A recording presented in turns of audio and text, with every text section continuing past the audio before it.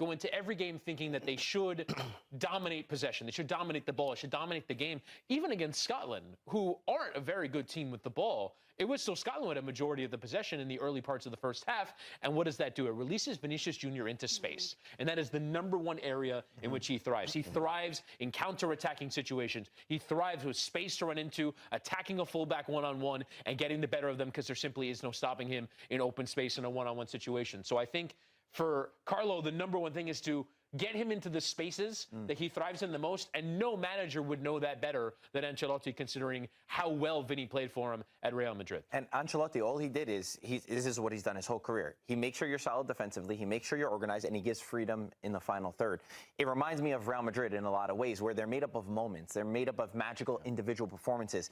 I will say I'm not 100% convinced on Brazil when they have to go into the next round, even if they have to play a Japan, for example. I think Japan could give them a really good fight.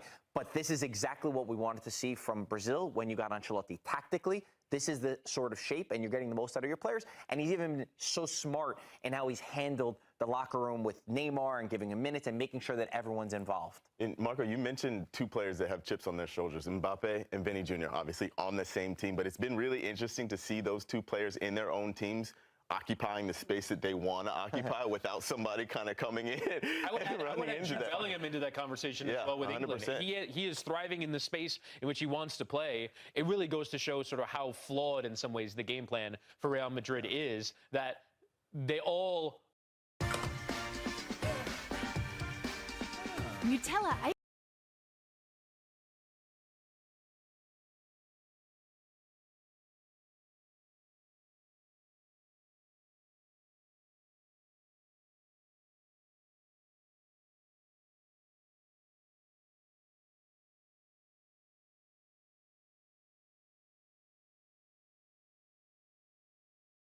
Day. Yeah, Aaron, moving forward, it's most likely that Brazil will go on to face Japan. And I feel like we have been seeing this Brazil team continue progressing in each and every game. I think that game against Morocco, I felt like Vinny was truly, really the only one on the pitch that was doing too much for Brazil. And then we've seen more and more players come in. So how are you looking at that potential matchup against Japan? Because that's kind of scary. Marco hinted at it a little bit, but this Japanese team is a really, really quality side. They can really hurt Brazil. I think if it does end up being Japan against Brazil, it's going to be a really, really fun matchup, really highly technical. I think it'll be high energy. But this Japanese team is not someone... I don't think anyone really wants to face them with the quality they have. They're so tactically astute as well. But I think that will be an incredible match for the neutral. But I don't think Brazilians will sit there and think we can walk over with Japan, because it'll be a really tough match for them. Yeah, Marco, this was one that you called out. When you saw this, you're like, ooh. Because I guess growing up, you know, you say Brazil. Brazil used to win matches before they even stepped on the pitch. And the fact that we're saying it's so close shows how countries have gotten closer. The gap has been closer. Also, Brazil, not the same Brazil that we grew up with. So it's going to be such an interesting battle to see how far this Brazil team can go. Expectations, I think, are lower than in the past for a Brazil team, but nevertheless, you see some of the ways that they're trying to move forward, the players that they're getting involved as well. If a game is tight and you could throw in Neymar for the last 20 minutes of a game and then maybe go into extra time, again, just the management that Ancelotti has brought to this team so far, I think, has been spot on. You could only play who you're in front of, and so far they passed that test. I think if you rank the teams at this World Cup, you would put Brazil and Japan, probably the two of them, in the top 12, the top 10. It is a vastly overqualified round of 32 match. We will see teams play each other, not to overly single out teams, but Canada and South Africa are playing each other in the round of 32. You compare that to Brazil and Japan, it's worlds apart. So Netherlands, really Morocco could be another one. Right, exactly. The C and F are basically paired up. So no matter what, there's going to be two bangers that come from those two groups matching up. So in comparison, it really is just the misfortune of the draw that one of Japan or Brazil will be going home in the round of 32, because they don't deserve to. Yeah, in terms of Brazil's opponent yesterday, Scotland, I mean, if the World Cup trophy could be given to the best fan group right here, like, it would have been Scotland 2 days into the tournament. Unfortunately, that's not how it works. And so Scotland is waiting to see if they can still advance. We still have 3 days left to see if they will be able to make it. But even their coach feels like they're going home. They don't feel like they have too good of a chance to advance. If you did the math before the tournament, I was looking at some of the simulations. If you're on 3 points and -2 goal differential, it's a very difficult mountain to climb. And you start looking at the scenarios that you need to play out in order for that to happen. Their paths are running out. And honestly, the bigger result to that end is what happened in Group A last night, which we'll get to later on in the show. But South Korea being a third-place finisher and being better than them, if South Korea had taken care of business against South Africa, Mexico took care of business against Czechia, that third-place finisher would be out. And so all of a sudden you're looking below you. Belgium still has to play a reasonably straightforward game, I believe, against Iran in their final game of the group. They could win that. Congo take on Uzbekistan. Even Senegal, who are rock bottom there, they play Iraq in their final game. If they win by 2 goals, they're above. When they win by 1 goal, they're above Scotland. So I think their paths have narrowed. The percentages give them about a 37% chance. I think that's charitable. I think they're likely heading out of the tournament. Not looking good, man. No. Also, they didn't compete. They didn't fight. I'm very they're one of my disappointments of the tournament so far is the Scotland team if they don't progress it any further. Just because the way that they conceded goals too, the way that they were gifting goals to the Brazilian team, and even the one that was taken back as well. You're Scotland. You know, you need to at least make it tough, compete, make it more difficult. Scott McTominay coming off such a phenomenal last 2 years with Napoli. I thought he would have had a better tournament. He didn't really show up in the big moments. So I agree with you, Claudia. If their fans could win the trophy, if not for their fans, the World then Cup forget final about it. We would be wouldn't be between the talking Dutch about fans and the Scottish fans, probably. Maybe the South Koreans. South Koreans, Mexicans. The Scots gave absolutely nothing. And look, the fact that they even are in with a shout of advancing with 3 points and 1 goal is kind of an indictment of the format as well. They had a tough group too, though. Yeah, they did. Right? They did. But also, I think the Haitians probably outperformed expectations. Yeah. They genuinely competed in that game. I thought they deserved maybe a point from that game. But the Scotland fans are thinking going in, not only do we have to win that game, we probably have to win it by multiple goals because you know you're not going to have the goal differential on the basis of playing Morocco and Brazil. And a 3-0 result proved as such. Yeah. If we were going off vibes, we could throw Scotland in over Czech, maybe. Like, is that how it works? Yeah, I mean, we can get to the Czechs later. I just want to get Whitty started a little bit. Look at the anger behind his eyes. The way that Grella pissed off Australia, what he's going to do to Czechia. Thanks for watching this video from Morning Footy. For all news and insights regarding leagues around the world like EFL, Serie A, and all UEFA competitions, both men's and women's, don't forget to sign up for Paramount+.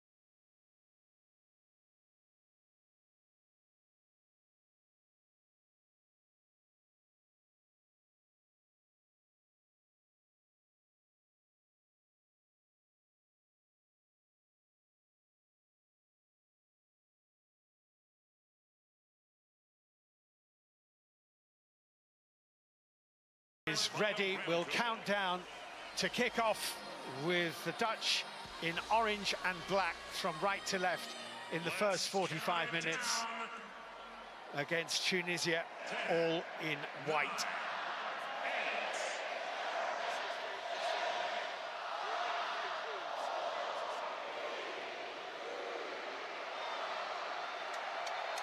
So off we go. The Netherlands looking to win Group F. Tunisia looking to exit with something to cling to. And indeed, the Tunisians, the North Africans, all in white, have lined up with the back five. That's the first thing we can immediately see. Here's Virgil van Dijk, the Dutch skipper, away to Cody Gakpo. And Ake, who started all 5 Dutch games at the last World Cup. This is his first start of this one. feel a little bit for Tunisia, Stephen. You know, they had a good qualifying campaign, really, really good. And everything is really, the wheels have fallen off from almost the moment they got here. Yeah, very difficult for them, and it's the worst possible thing when you come to a World Cup and you underperform, whether that was the build-up to the World Cup or whether it was just what's gone on in camp or the quality has just been too high for them. But we've seen really poor performances from them. But what they're going up against today is a very, very informed Holland team. That's smashed behind the Dutch back line. Van Hecker left it, Mastori is onto it. Mastori's ball into the penalty area, it's dangerous! And they really should have been in front inside a minute or so. Garbi just bounced in front of him and he couldn't quite control the half volley. It's lifted it over the bar. Well, I've got to say, I don't know what Van Hecker's doing. He just lets the ball go in behind him. Slimane gets beyond him and then gets a lovely ball into the box. You just wonder whether he'd have gone with it with his left foot and the inside of his foot rather than trying to open up his right foot. Huge chance for Tunisia early on in this game. A let-off for the Dutch. Gravenberg to Van Dijk.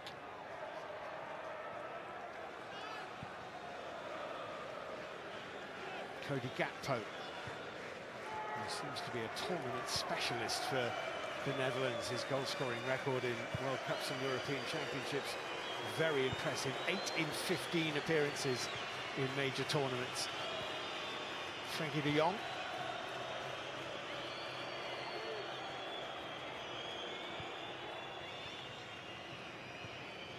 De Jong's little ball into Drobby.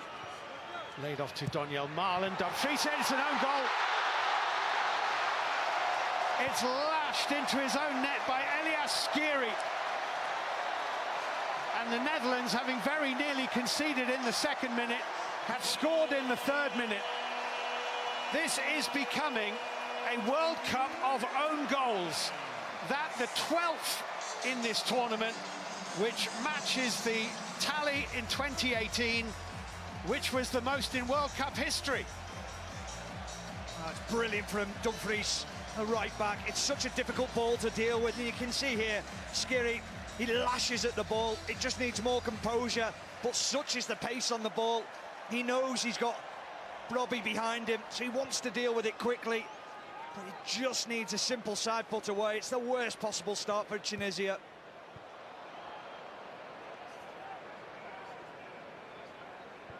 Well, it is extraordinary how many own goals there have been. One or two of them you look at and you think, A couple were given against goalkeepers over the last few days where you thought they could have given it to the striker, but it is becoming a theme without a question. Here's Ryan Gravenberg for the Netherlands. Couldn't find Marlin. The flag's gone up far side. It'll be a throw-in to Tunisia.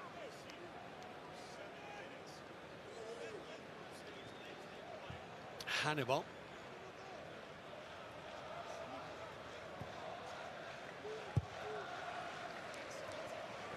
Garbi, who missed that early chance. Jan Valery, the former Southampton fullback here. Talby flipped up in the direction of Jan Valery, but headed away by Ake. Valery now might get in behind Ake, who recovered his position well.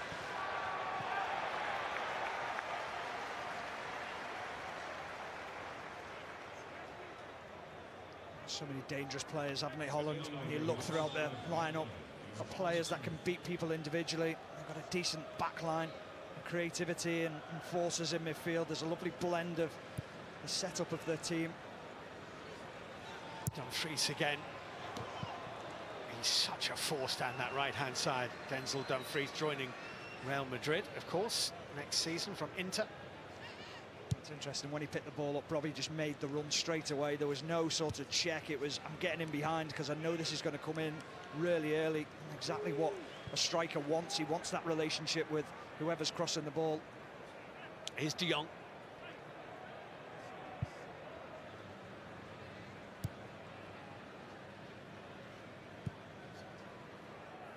Virgil van Dijk.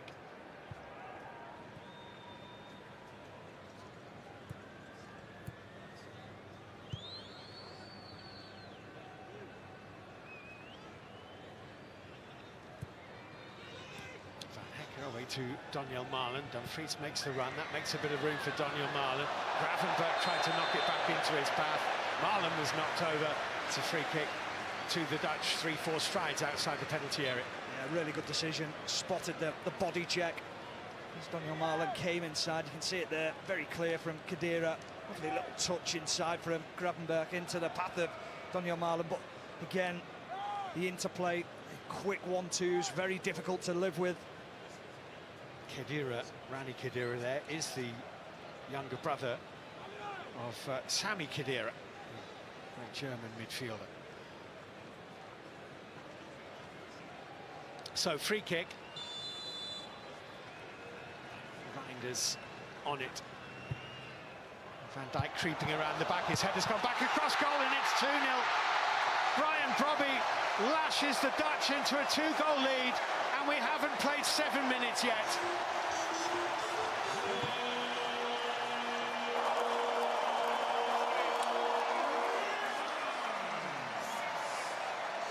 The setup from the Dutch is perfect. You see Van Dijk at the back post, the little run around the back. He's played it perfectly, and he wins that first header. Cross goal, Brobby, simple tap-in, but that is being worked on. It's the movement from Van Dijk. The ball in from Reinders is perfect for him to go and attack. And Brian Brobby, who's been a focal point for Holland in this tournament, he's already scored a couple of goals. Well, now he's added another. And he's in that little posse of players on 3 goals at these finals. Jonathan David, Dennis Undav, Manzabi of Switzerland, Matthias Cunha, Saibari of Morocco, and now Brobby of the Netherlands.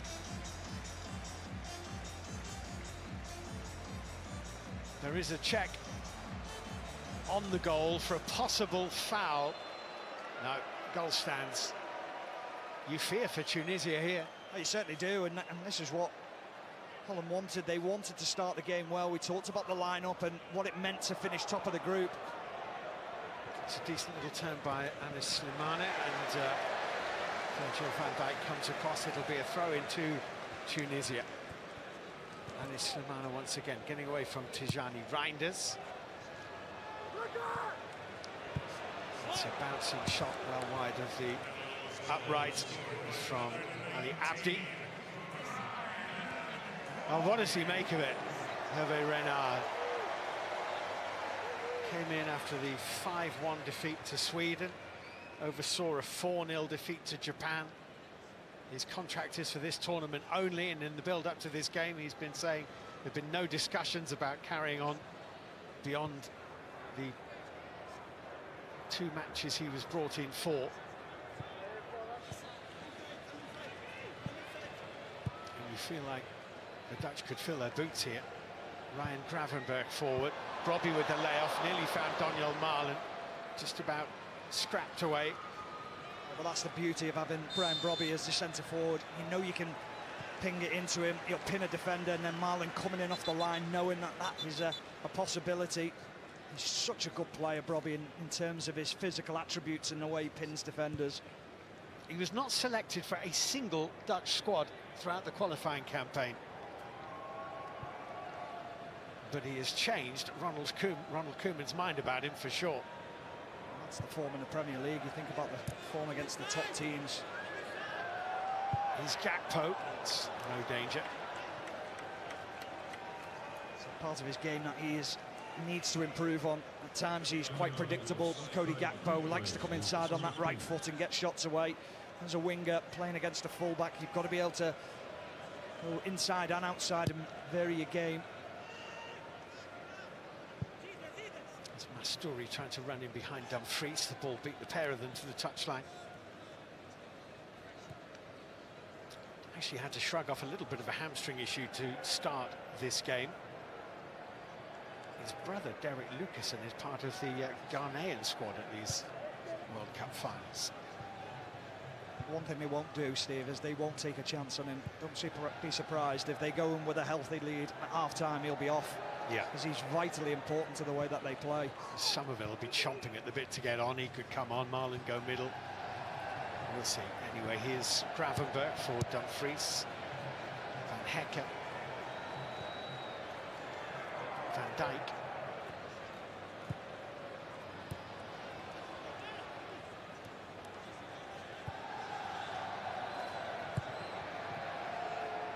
Van Hecker.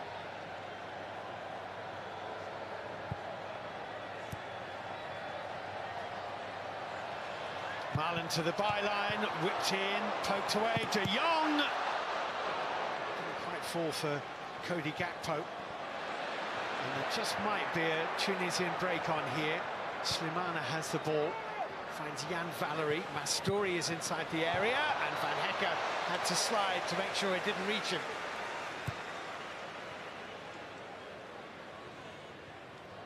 Garbi dealt with by Ake at the expense of a corner. They're lively going forward, Tunisia, but poor in defence, and I have to say the recovery runs from the Dutch there was very impressive, making sure that they're getting back in numbers. So often when you go up early in a game, you can be complacent. You don't see that with this Dutch team so far early on in this game. It's a corner kick which will be taken by Ismail Garbi.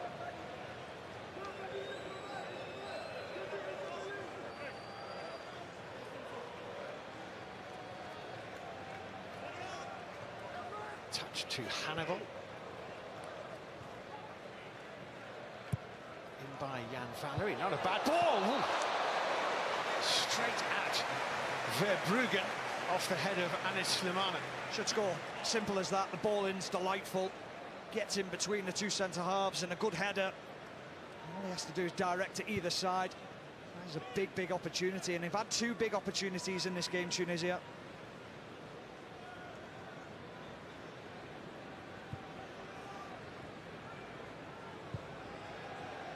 Always such a pleasure to savour the atmosphere which the Dutch fans bring them with them to any tournament.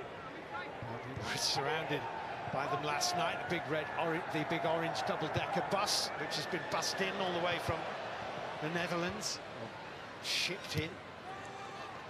It's been a Dutch party town the last couple of days. Here's Mastori.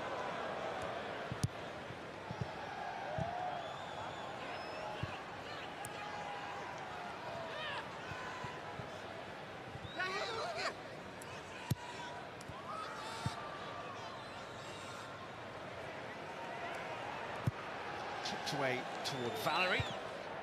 Van Dijk got in front of Mastori. Gakpo was just beaten to it, and just as well by Montasar Talbi.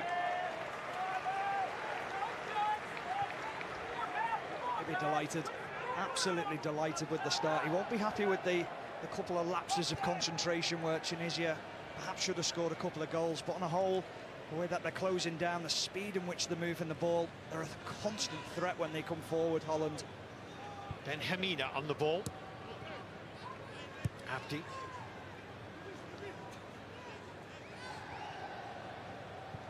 Ben Hamida again. Montasar Talbi.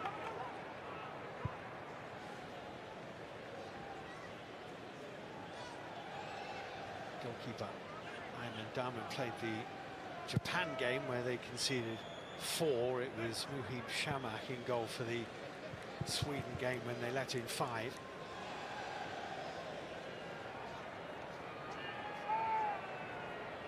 Jointly their heaviest ever defeats in World Cup finals football. It's a record which may be broken if the Dutch want to flex their muscles. Virgil van Dijk can't quite pick out Tijani Reinders, and Talbi brings the ball forward. This is Mastori, this muscular number 9, working wide to Anis Slimana. It hit Ake. Talbi. Slimana once again. That's a good ball once again, and Hannibal didn't quite get a touch on it. And that's the 3rd time they've had a clear sight of the Dutch goal. Yeah, it is, and this is the goal from earlier on, that ball from the back post. There was a possible offside. They were looking at it, it's nowhere near. Van Dijk times his run absolutely perfectly at that back post to get the header back across goal, and then Brobbey finds himself at the back post because the Tunisian players have all switched off. They haven't tracked that run at the back post. They haven't expected the ball to end up there. Reinders.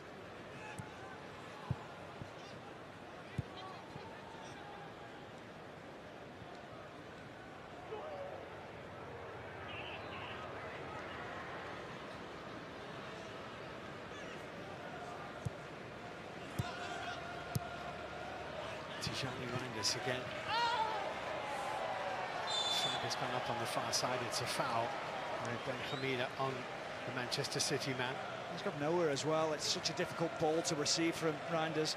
He just skips away, and it's a naughty one. It's just that studs down the back of the Achilles, a really sore one for Reinders. Luckily, he's back on his feet. This spells danger again.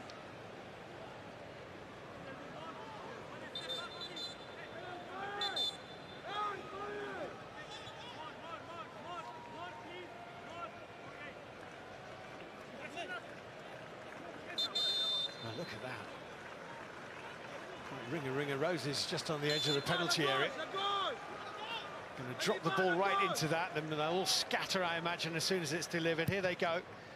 Up go the heads, and Van Hecke puts it over the bar.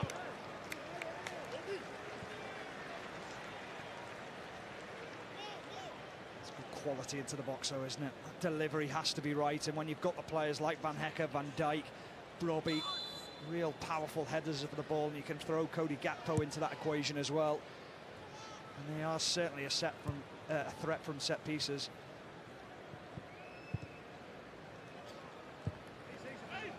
The man who's been marking Brian Brobbey, Mohamed Amin Ben Hamida, has had the number ripped from the back of his shirt by the Dutch number 19. I could see them sort of almost like rutting on the edge of the penalty area, and there was a little bit of a pull as play was going on elsewhere, nowhere near them, and Brian Brobbey has literally ripped the number off his back. You wouldn't argue with them, though, would you? No.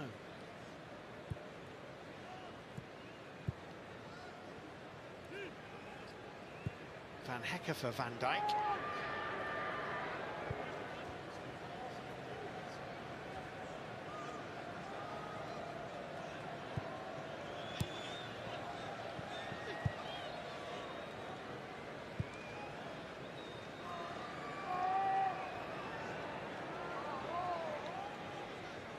Van Hecke. Reinders.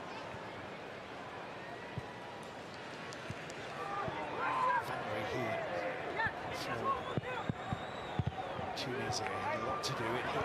Ake has fallen to Brobbey, into Marlon. Marlon turned slightly into trouble. Rami Khedira was there. He just didn't know what was behind him, didn't he? Just need a little bounce pass. You don't know what's on your shoulder. Just lay it off, don't turn into trouble. Marlon.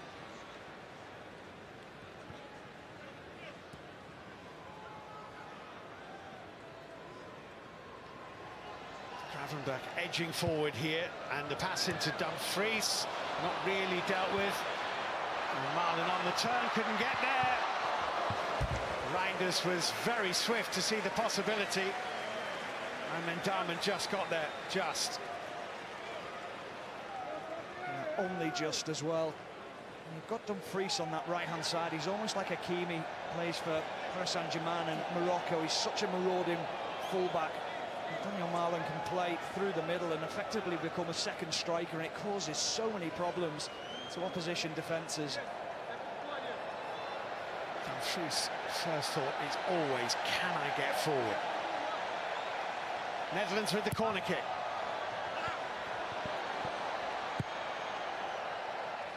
Anywhere would do.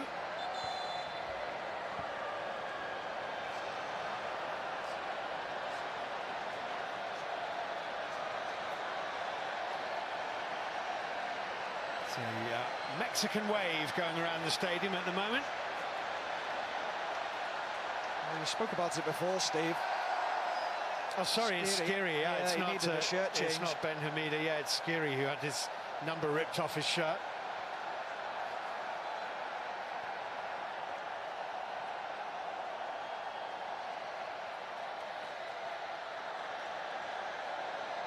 It's an impressive stadium, isn't it? You can imagine it's absolutely lovely on a nice dry day. I'm still enjoying it, Steve. I'm not going to lie. I think it's brilliant. I really do. I think it's hugely impressive. It's not ideal for us in the commentary booth, getting a little bit wet, but as a stadium, the grandeur of it's hugely impressive. It is actually under threat because the Kansas City Chiefs, who play here, are planning on building a new stadium. 2031, I think, is the date that they plan to leave here. And this may become a thing of the past, this Arrowhead Stadium. Frankie de Jong. Donyell Marlin.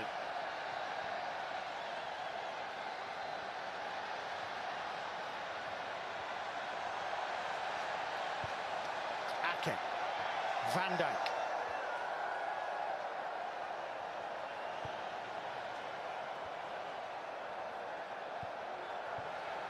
Cody Gakpo forward, cleared away only as far as Ake. Virgil van Dijk again. Netherlands were 2-0 up inside 7. We're nearly halfway through the first half now. It remains 2.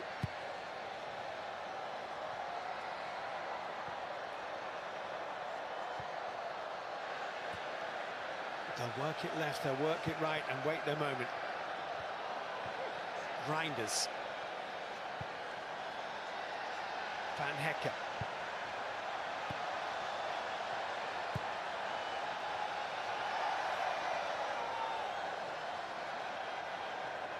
De Jong.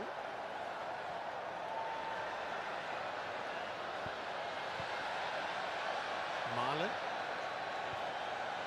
Van Hekke.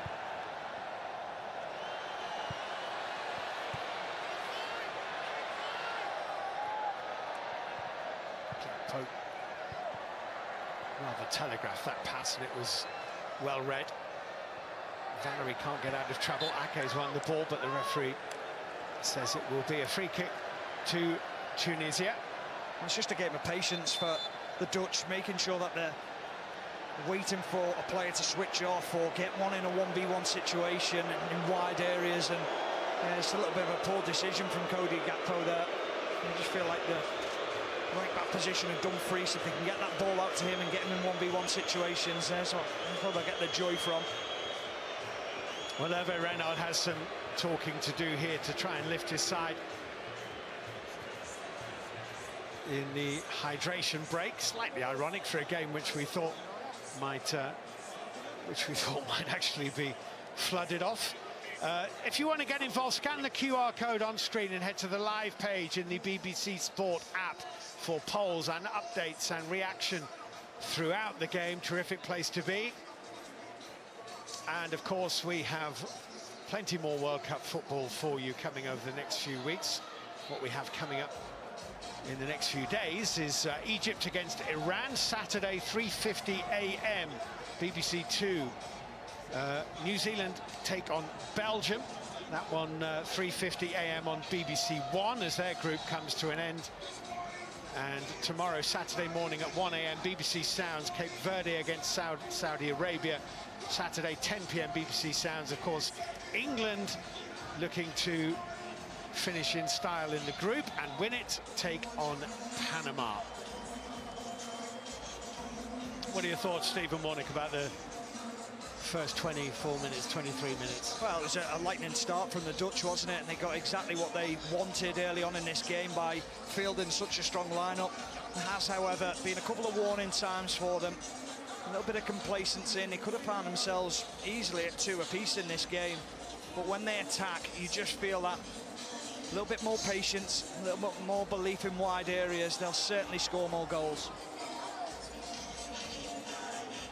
What an outstanding tournament Brian Brobby is having. A breakthrough tournament in terms of his international ambitions.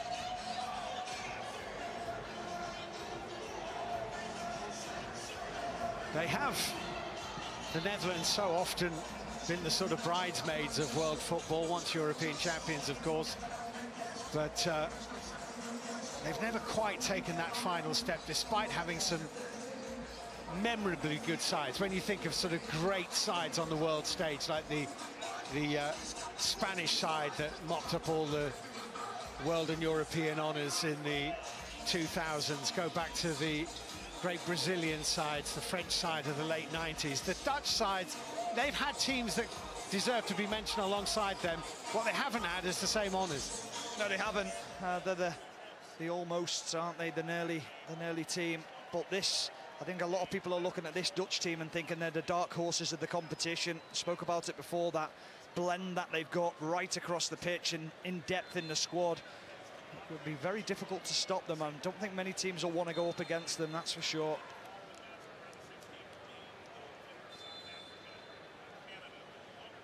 It's a free kick.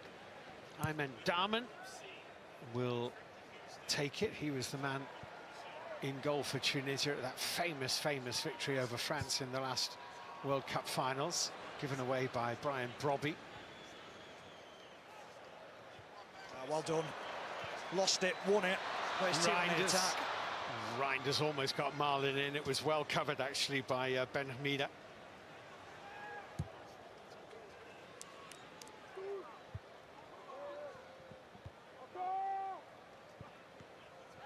Mastori.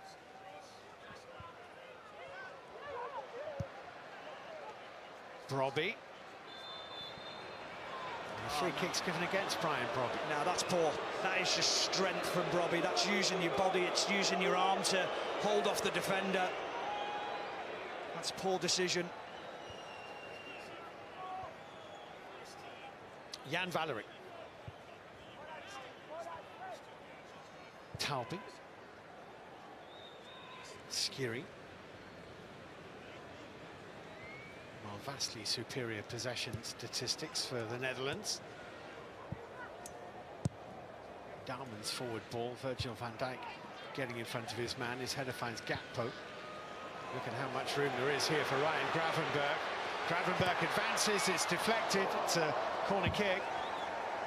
He could never quite get it under control. He thought on the first touch he might get that strike away. He wanted to take another touch, and then it just ran away from him ever so slightly. It allowed a couple of the Tunisian players to go and close him down. He only has one international goal, Ryan Gravenberch.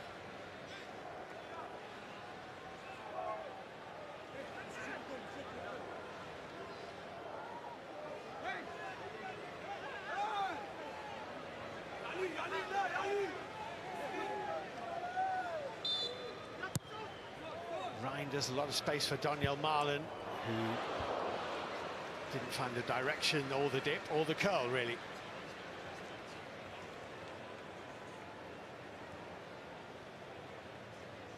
Generally, Cody Gakpo produces at major tournaments for the Netherlands. He's played well in the last couple of games. And that ability to come in off that left-hand side and get the shots away with the right foot. Not really being too heavily involved so far in this game. He's been well marshalled by Valery.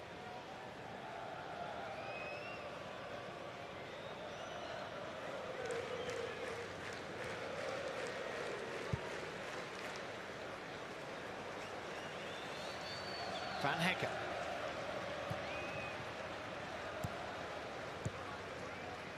It's been strange being in Kansas, of all places, in the American Midwest, and being told that you're 10 degrees cooler at home. But we are. Here's Gakpo with a downward header. Virgil van Dijk stretching. That right-hand side for the Dutch is so strong. Lovely ball again into the penalty area. And we talked about Cody Gakpo and just how quiet he's been so far in this game and how he's usually a big influence. That was an opportunity for him at the back post.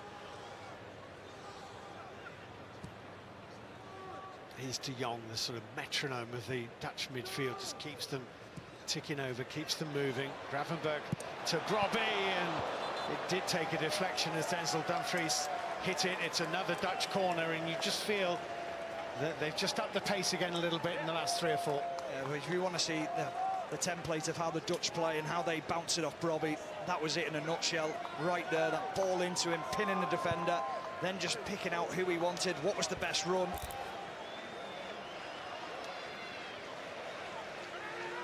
So another corner, Reinders to take. Referee just wants to sort this out before we can get on. A word in the ear of Ake.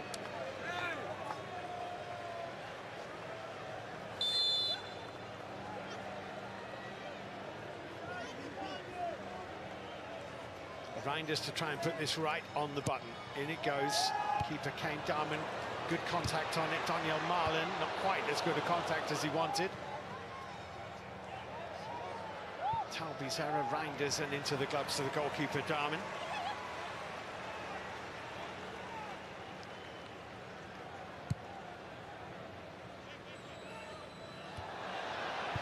No foul on Hannibal.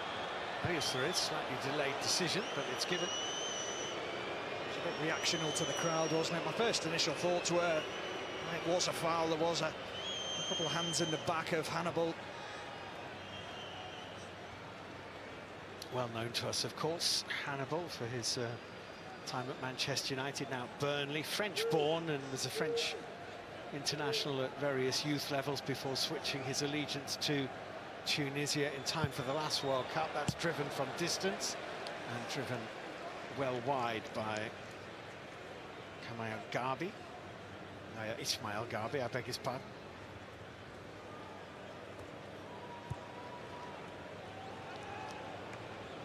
Van Hecker. De Jong.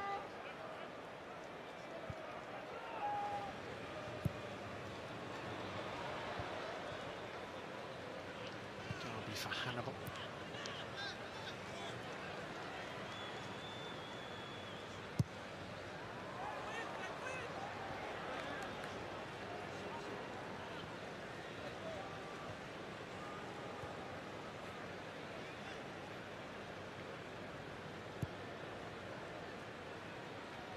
That much momentum graphic shows you, illustrates in very simple terms how very, very one-sided this game has been. But Tunisia have had a couple of glimmers. Yeah, they have, and it's credit to the Dutch, though, the way that they've gone about the game. It's been very professional, dropped the standards. They're always going to create opportunities in international football. That's how you take them. Tunisia haven't taken them. Depay's little flick, it ricochets away to Dumfries. This is Gravenberg. Skiri forward. Gabi looking for the run of Mastouri. Read that well, didn't he, for Bruggen? Just waiting for it to drop into his penalty area. It's a nice run again from Gabi on that left-hand side, out to in, making sure that there's a threat in behind the Dutch.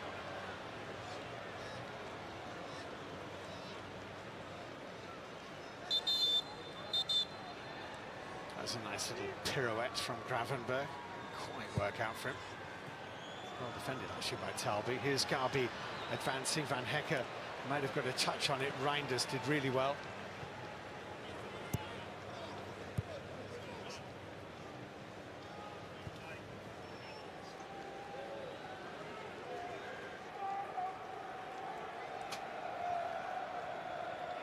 De Jong. He spoke about it before, Steve. You said about De Jong being the metronome in midfield. I just wonder, when they go up against bigger teams, does he have that defensive capability to sit in front of that back four and really screen them? He's brilliant at build-up play, but you just wonder whether he sees the game from a defensive point of view. Hannibal advancing for Tunisia. It's a chase on. Jan Vannery is very willing to take on the chase. Got there ahead of Ake. Delivered it into the penalty area pretty well, actually, but Vannery's problem was that no one was quite as quick as he was. Well, if you're going to make that run, then Slimani has to get across the front post, because he's never going to get any power on the cross. It can only really go on the floor because he's under pressure and he's running at full speed, trying to wrap his foot around it. Reinders. Gakpo. Good challenge. Can't quite get into it, can he, Cody Gakpo? It's been frustrating for him.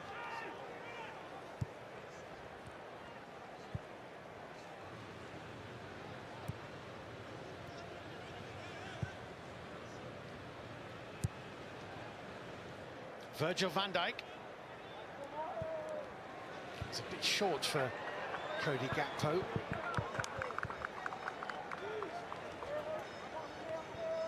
Good spell in England, actually, Jan Valery, mainly with Southampton.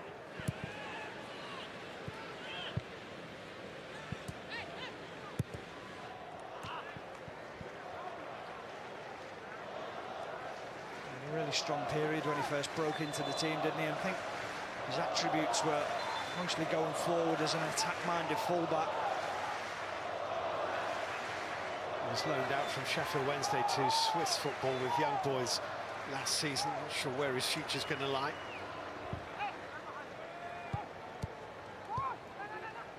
Ismail Garbi.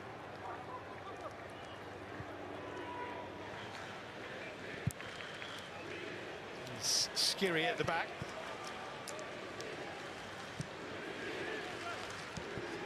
Hannibal.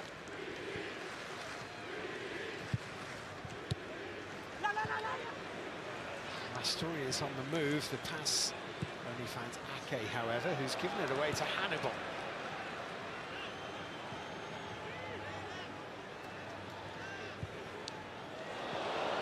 An opportunity maybe for Ali Abdi to deliver. Couldn't quite pick out Slimani. What a ball that was from Hannibal. Spritting Gravenberch and Dumfries, and then in behind. Marlon finds Gravenberch. Gravenberch finds himself being fouled. It has to be a yellow, surely. And Hermina pulls the shirt, he grabs hold of his waist. How this isn't a yellow card is beyond me.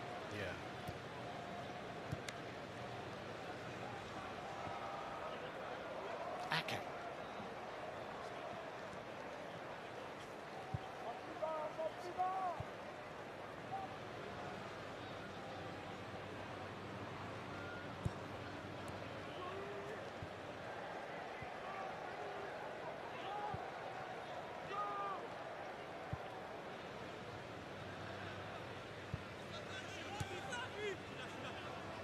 Daniel Marlon trying to get outside of Ali Abdi, who's done a pretty good job there. He has conceded a throw-in. He's got sharp, hasn't he, Daniel Marlon? He went to Aston Villa. Things didn't quite work out how he wanted them to, and that move to Roma certainly ignited his form and allowed him to get into this squad for the World Cup for the Dutch. He scored 15 times for Roma in 26 games in that loan spell. What a move it was. Denzel Dumfries. Van Hecke for Van Dijk.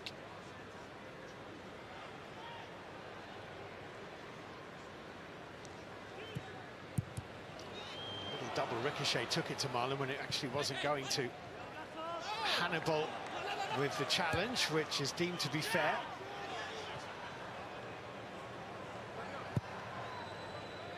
Jan Valery. Given away. Reinders. Brobby. Gravenberch. Wild. There's a pass on to Dumfries, and Dumfries wants to know why Gravenberch didn't play it to him. Yeah, that was the pass. The ball was to Dumfries. He was in such a better position. And you can see it again, how quickly Brobby just lays that ball off, that focal point again. He's instrumental in all the good play for the Dutch. Mastori.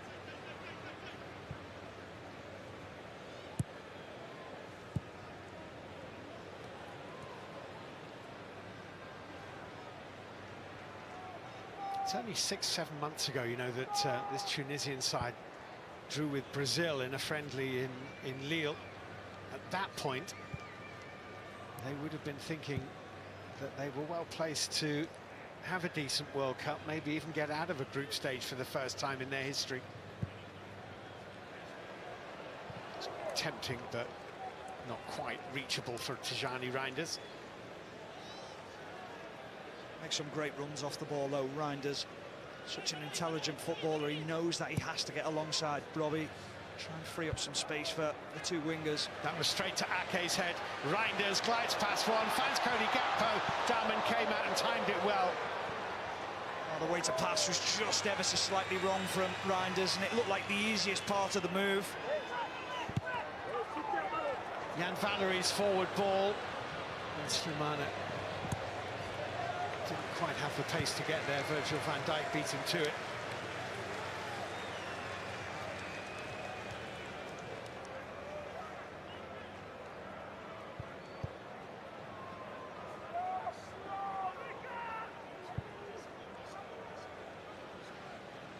De Jong.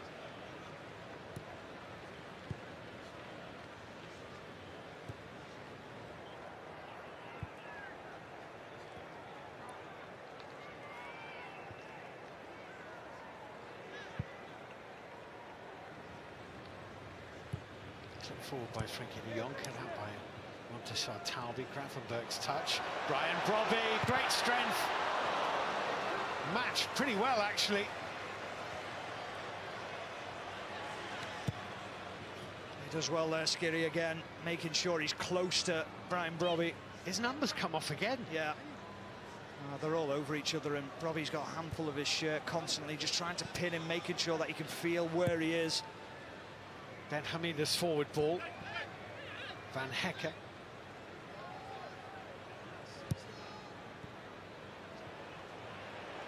Marlon, this is dangerous. Very dangerous. A little bit of luck involved as he got through. Bit of skill too. Cody Gakpo's ball in.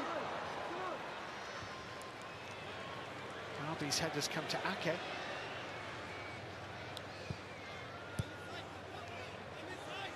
Gakpo. Nice ball to the back post. Put into a great area, but no one in orange was there. Yeah, well, the two players, Marlon and Brobby, both made the same run near post, and that ball goes to the back post. It's such a difficult header. The header from Dumfries was perfect. Someone has to pull into that position.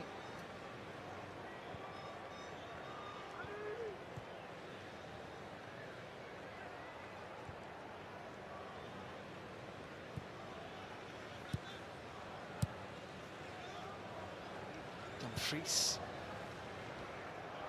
Van Hecke for Van Dijk.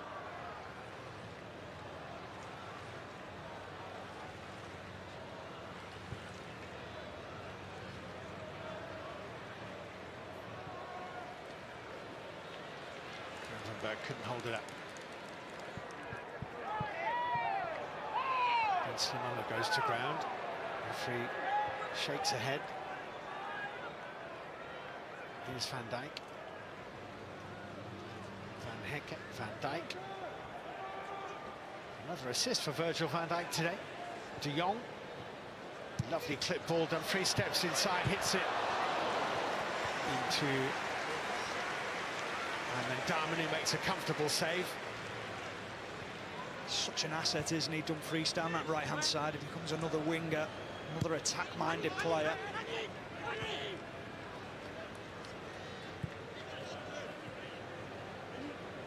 Hannibal. Ben Slimani. Valerie. Side flag's gone up. Well, they've steadied the ship, Tunisia. I mean, having shipped 2 goals inside the first 7 minutes of the game, they would have feared that they would be overwhelmed in this first half. That hasn't quite happened. Yeah, I think the Dutch have took the foot off the brake, off the pedal a little bit. I think they've just slowed things down. Great run, Dumfries, well found. Dumfries with the ball into the box. That is Skiri, the man with no number at the moment. Hannibal.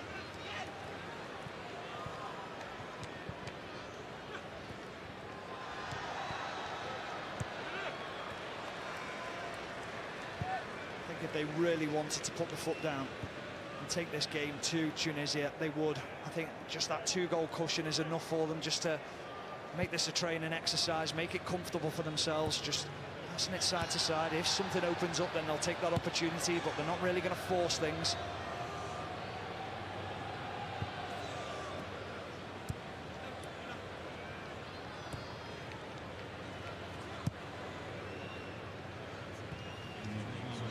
It's a minimum of 3 minutes to add on, which is, I think, the lowest number I've seen at a game in this World Cup. 3 is the duration of the hydration break, so basically we're adding on nothing apart from that.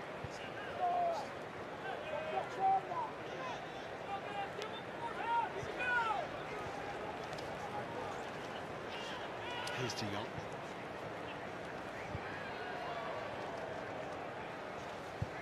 Hecker. Daniel Marlin.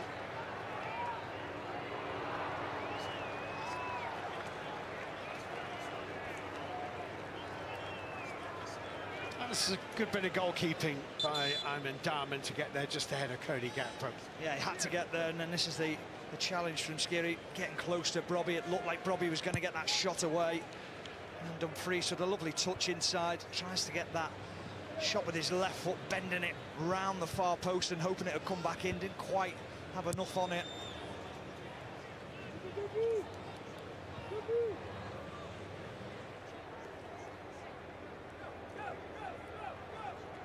De Jong.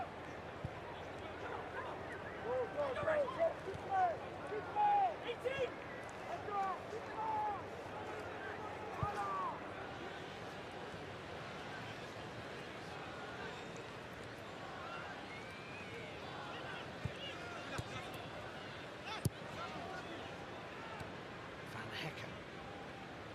Last few moments of a damp first half, which the Dutch fans have enjoyed.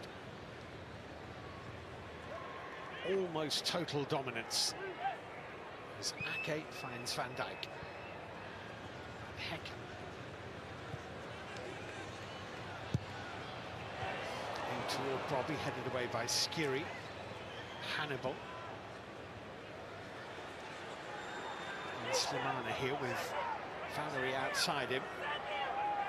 Story trying to get forward down the middle. This is Jan Valery.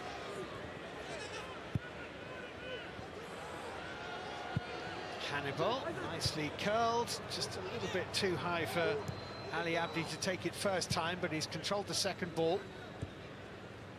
Then Hamida back to Ali Abdi.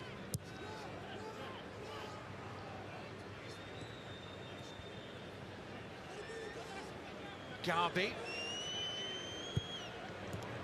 Good ball into the penalty area. Mastori holding it up. Van Dijk digging it out. Hannibal puts it back.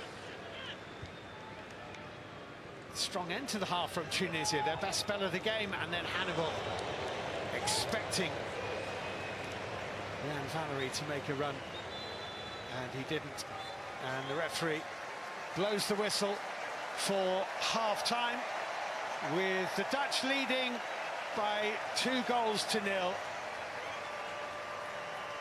An own goal very early on from Elias Skiri, followed up by Brian Brobby. Both those goals inside the first 7 minutes of the game, Stephen Warnock. Yeah, and an interesting game, one that the Dutch have, they took it very early on and went after Tunisia. It was the right thing to do. And 2 early goals have just settled them right down. It's made life very difficult for Tunisia to really have an impact on this game, but the Dutch look so confident. They do.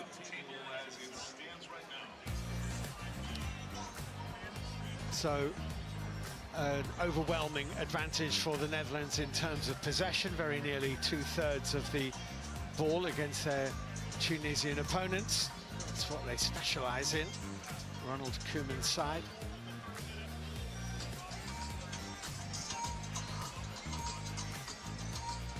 So as they make their way into the dressing room, the Dutch lead by 2-0. Could have been different very early on in the game. This is a great chance at 0-0, second minute for Ismail Garbi, and they started so well. Yeah, they did, and a lovely pullback from Slimani into the path of Garbi. He just tried to open it up with his right foot, perhaps should have gone with his left foot, but a real big opportunity. And just a moment later, Denzel Dumfries, of course, down that right-hand side, such a threat. And the slice into the back of his own net from Elias Skiri, yet another own goal at this World Cup. Yeah, just need a little bit more composure. Brobby was sat on the shoulder of him, and he didn't really want to deal with it. He was uncomfortable with him. And then Brian Brobby got in on the action himself. His third goal at these World Cup finals. He's having a very impressive tournament. Yeah, he is. A lovely well-worked free kick. That ball from Tijani Reinders into Virgil van Dijk at the back post, and then Brobby unmarked. The Tunisian players had all switched off, and a simple tap-in for Brobby.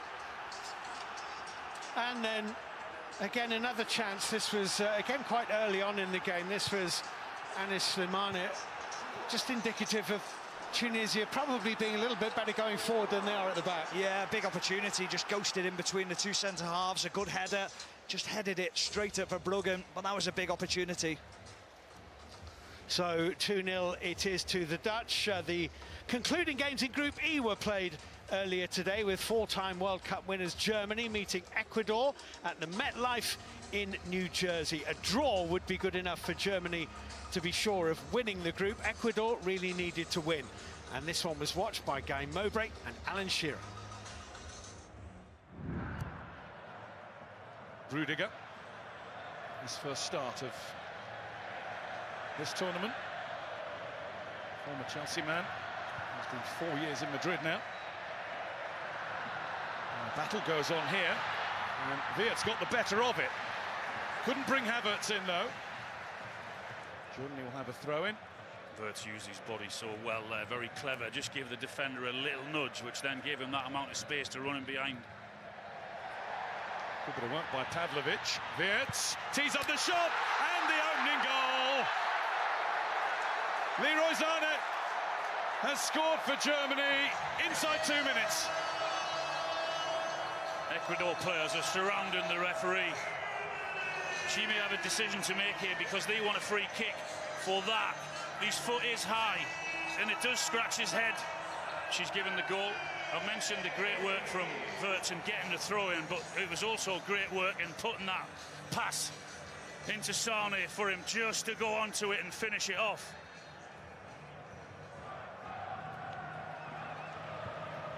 Plata, no way in. Weert's stopped by Ordóñez. Into the tackle goes Vite, and he won it well. Angulo levels it! Feel the Ecuadorian noise in New Jersey. This place had a roof, it would have gone 1-1. Their World Cup is not over yet. Vite wins the tackle, and then all of a sudden it opens up for Angulo. It's a fantastic strike through the legs. They're back in it. That's what they needed.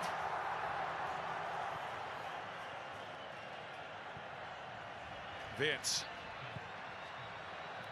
allowed to run, but it was able to be cleared, and now it's Caicedo with some very good footwork up to a point. One touch too many. Raum. Oh, what a ball in that is! And Havertz didn't get the power he needed. He couldn't have asked for any more. Oh, it was a great ball in from Raum. Havertz has a while to see. He climbs really, really well, and because of that, he just can't get enough power behind it to cause the goalkeeper any problems.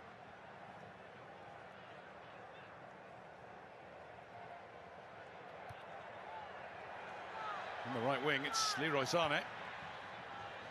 Tracked by Nkapie. Played through towards Havertz, who's down under the challenge. And the ref gives a penalty for Germany. Well, it was a clumsy challenge from Ordóñez, there's no doubt about that. But they're also complaining about the challenge on the halfway line that they felt was a foul on Vite also. After review, there's a foul committed by number 19. Final decision is direct free kick here. There we go. You spotted it. No penalty, free kick for Ecuador.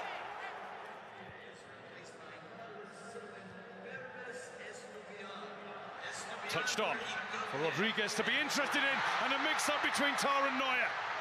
Didn't break too kindly for Rodriguez, but it's back in and wide. Neuer and Tar have an exchange of views. Ecuador have their heads in their hands. Big chance.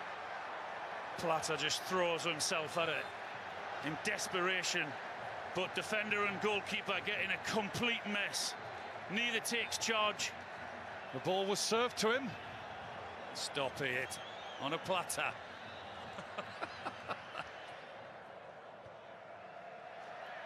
And kind of jumped into his man, but no free kick.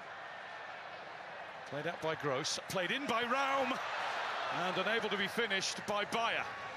Brilliant ball in from Raum. Exactly where keeper doesn't want this. Awful ball for him and the defender. Rodriguez will try and give chase. Ram had the head start. Neuer clear. Good use of the body by Undav.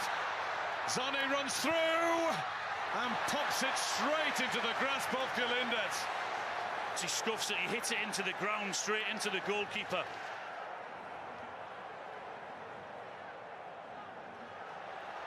Now here come Ecuador with Rodriguez and now Angulo.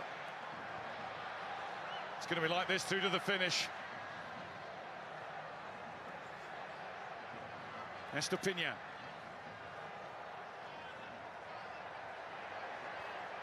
Up towards Yeboah. Yeboah in. Rodriguez!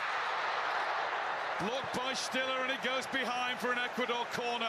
The big striker just needed a little bit too much time. Well, we expected this, didn't we? The game to open up in the last 15 or so. Pedro Vite will take this. There is an old-fashioned crowd scene in front of Manuel Neuer.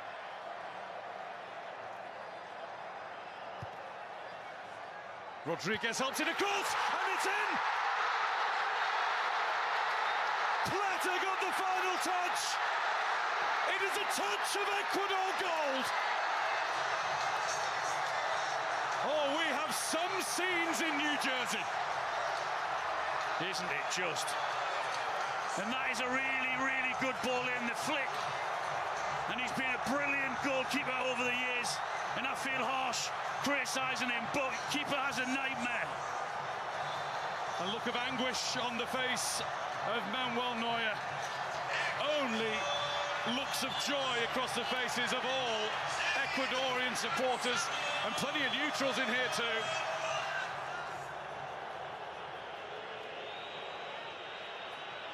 Two minutes of the 7 have gone.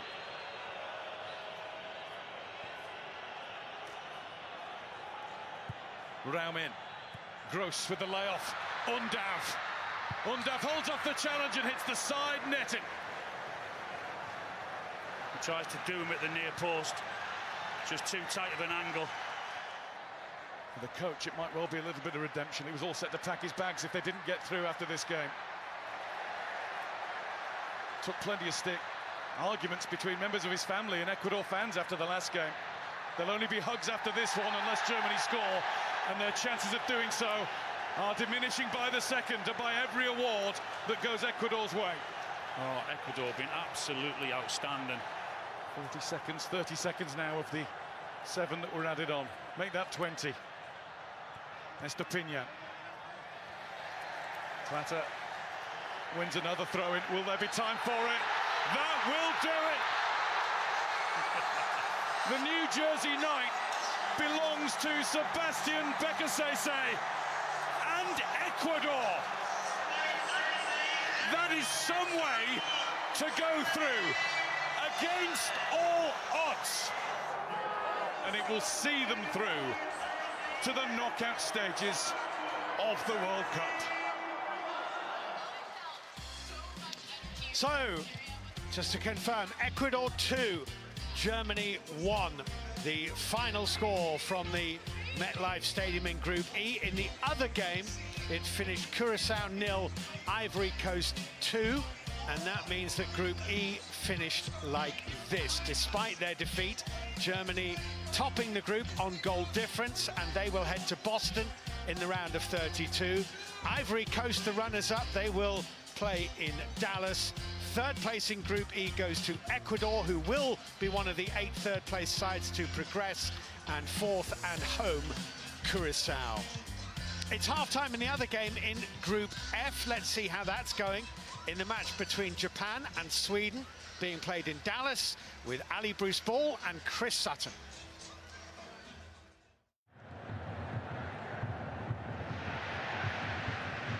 Bernhardsson forward to Gyökeres. Bernhardsson onto Isak. That was fortuitous. Shot is comfortably saved by Suzuki for Japan. I think Isak felt there was a foul on Bernhardsson. He was taken out after a shot. Kamada with plenty of space. Quickly on to Nakamura. Support from the centre-back Ito. And the header from Maeda. just off target. Maeda gets beyond the near post. Good pace on the cross, but he just can't quite direct his header. Tanaka, clever run by Kamada. Here's Tanaka now. Sugawara fancies the hit. That's a tester for Zetterstrom, skidding across the floor, gathered it easily. Hey, nice to see a shot on target, isn't it?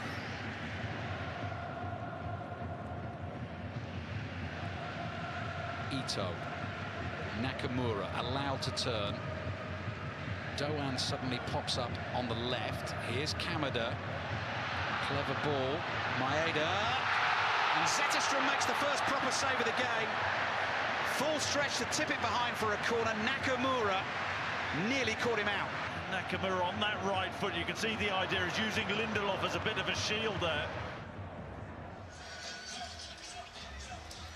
So, 0-0 in Dallas between Japan and Sweden at half-time. So that means that as we stand anyway, Group F looks like this. The Netherlands on top of it with 7 points currently. Japan, if it stayed like this, would be the runners-up. Sweden would go through in third place on 4 points. And we already knew that Tunisia would be eliminated. Currently, they would go home with 3 defeats from 3. 45 minutes ahead of us here. Stephen Warnock with the players about to return to the field of play, and the first thing to say as they emerge, what they'll discover is that it's raining rather more heavily now than it was when they left the field of play 15 minutes ago. Yeah, I'd love them to be able to see what you look like as well, Steve, with your poncho on. You look fantastic. And of course, if you are enjoying the World Cup matches live, or you are taking in the highlights on the BBC iPlayer, don't forget you do need a TV license, and you can scan the QR code on the screen to get yourself one.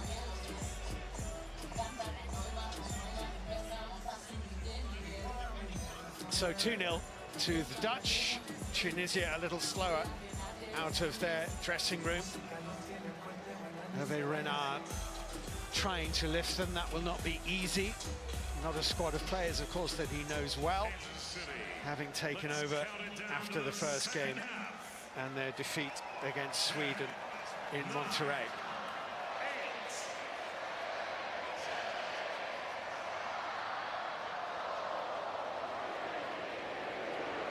I think we're going to actually have a pause. Tunisia are a man light, so the countdown was a bit early.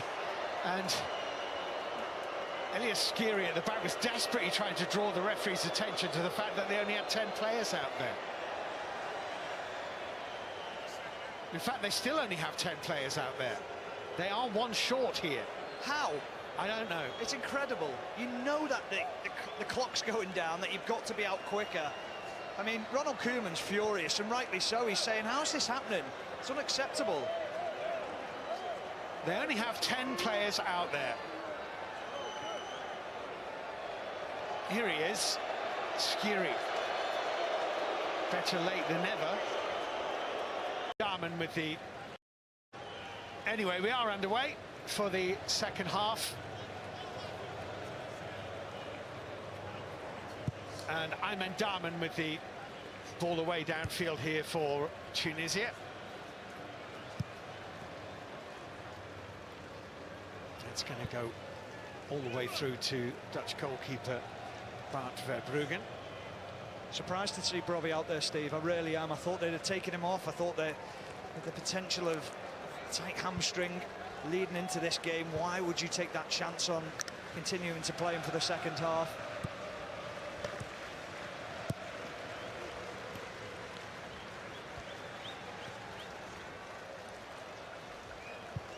Dumfries.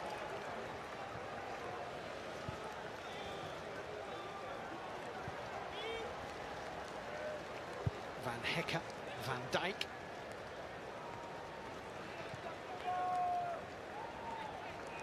Quite a few of the supporters a little bit late in making their way back to their seats, which is understandable. Here's Dumfries, Marlon. sure that the stadium's the same, Steve, but a lot of the time you can watch the game from the concourse, and they probably thought, you know what, take a little bit of cover for a while. Yeah, that's right. But the fans have been immense, I've got to say that. I mean, the commitment in the bad weather, we had it in France at the French game the other day, and they stayed, they came back after the interval. The atmosphere was incredible.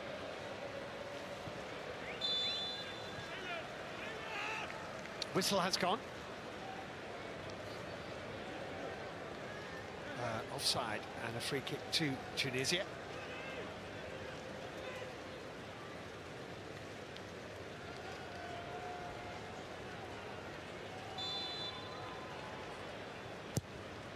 Clattered forward in the direction of Mastori, who certainly has a physicality about him. He was just beaten in the air by Virgil van Dijk. And that's the difficult thing, because they want to play that ball long and try and pick up second balls, but such is the size of the back line of Holland.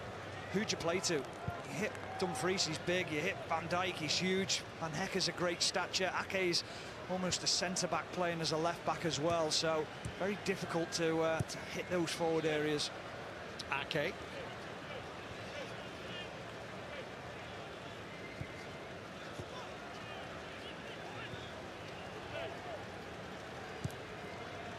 Van Hecke.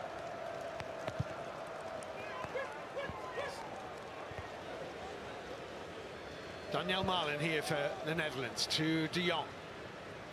Under a little bit of pressure by Garby, but he rides that and finds Ake. Cody Gakpo coming inside. Falls to Dumfries.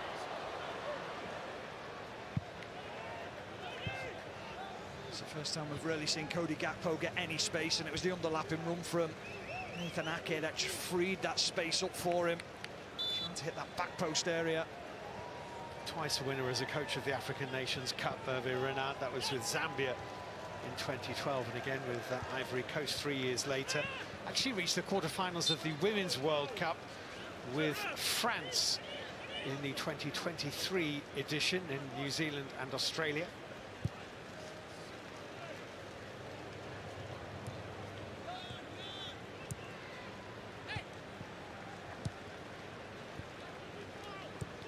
Talby advancing from the back and looking for a return pass here. It goes into Garby instead, slightly ahead of him. Well covered by Van Dijk. Hasn't had too much to do tonight, Virgil van Dijk. What he has done is he's covered Ake well when he's gone forward and that ball has been spun down the line. There will be stiffer tasks ahead for the Netherlands for sure, and a very probable game against Morocco in Monterrey in the round of 32 will certainly provide a hurdle. It's mouth-watering, isn't it? Isn't it? That could be a really proper game.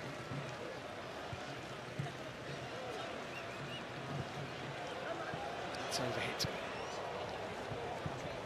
It's just been a little bit sloppy from the Dutch in the second half so far. A couple of overhit passes and underhit passes.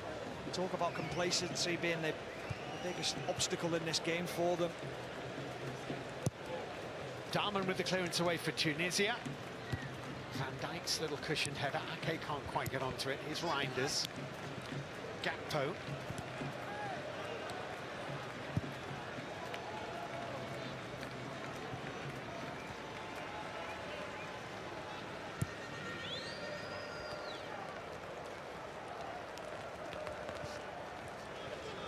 Nicely moved, Daniel Marlin. Oh, good feet by Marlin. Carried on by Reinders. Outside of the boot, ball in toward Robbie. And Dumfries is unlucky. What a block from Skiri. Incredible. He knows nothing about it whatsoever. I was going to say, how much did he know about it? But it hit him on the back where his number should be. It's a lovely play from Cody Gakpo, that ball with the outside of the foot into the penalty area. And you'll see here at the back post, Dumfries, he thinks, well, there we go, that's a goal. He just gets himself running across the line of the ball, and it's hopeful more than anything. Well, that is a brilliant block.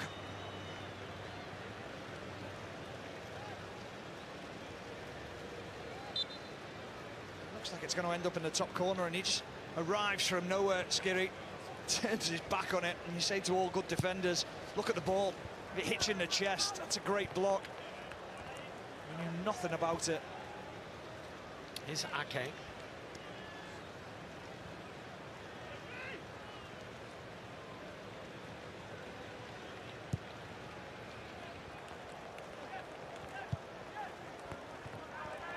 Dumfries.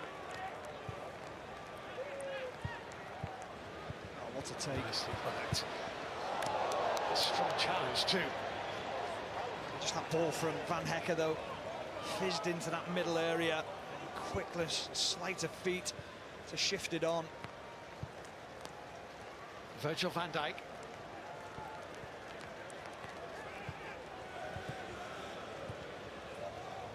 Ryan Gravenberg.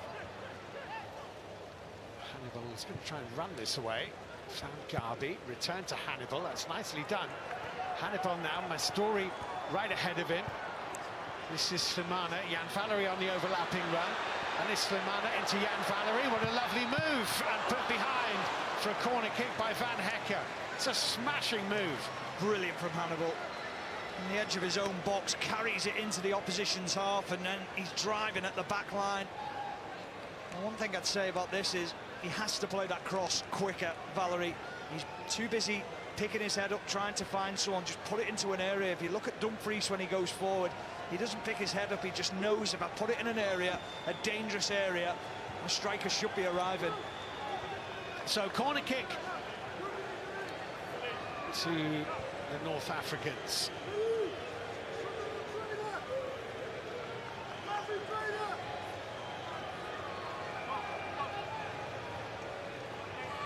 Hannibal with the delivery, and headed down and headed in.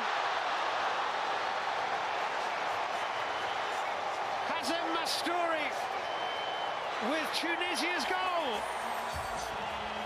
It's a really good delivery and an excellent header from Hazem Mastori, who scores on his World Cup debut for his country.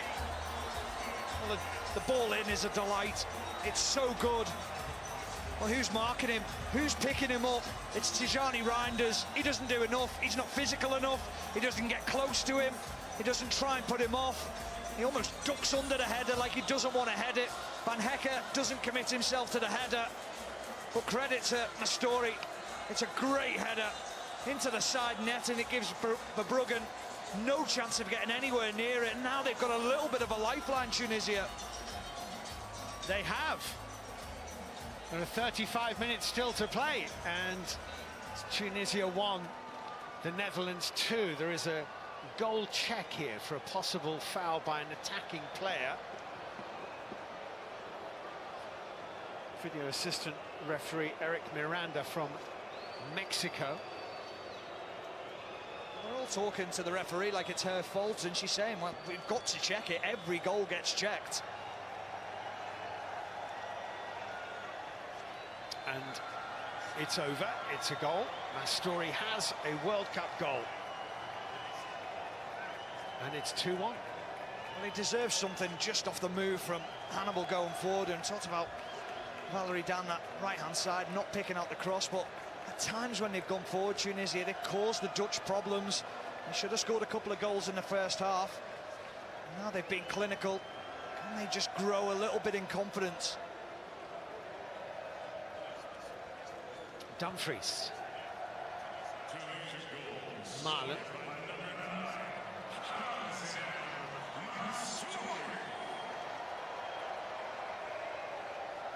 Cody Gakpo here.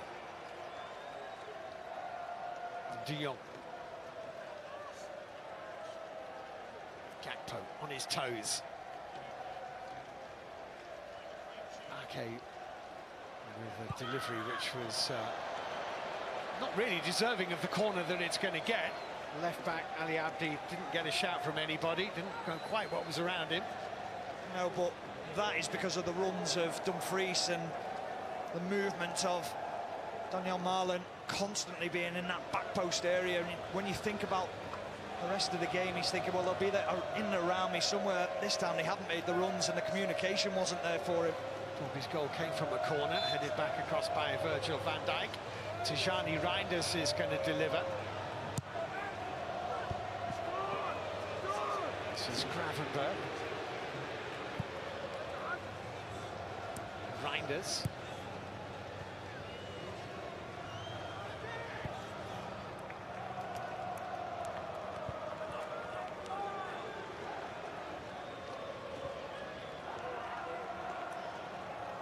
Van Hekken.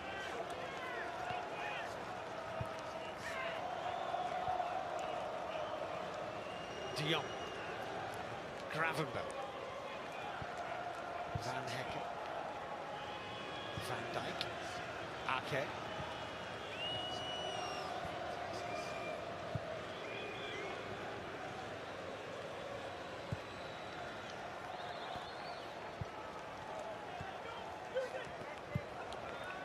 Screaming for the ball there, De Jong. He wants that ball fired into him in that midfield area, and it just might change the tempo in which the Dutch build up. At the moment, everything's going round the back. It's very safe and very slow.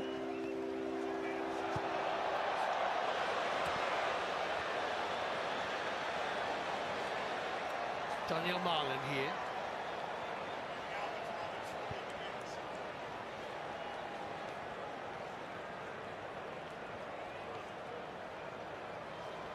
Here's Denzel Dumfries.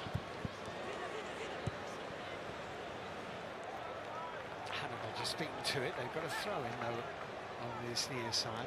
And there has been a goal in Dallas, and it is a goal for Japan. Daisen Maeda has scored for the Japanese, so they lead by a goal to nil against Sweden.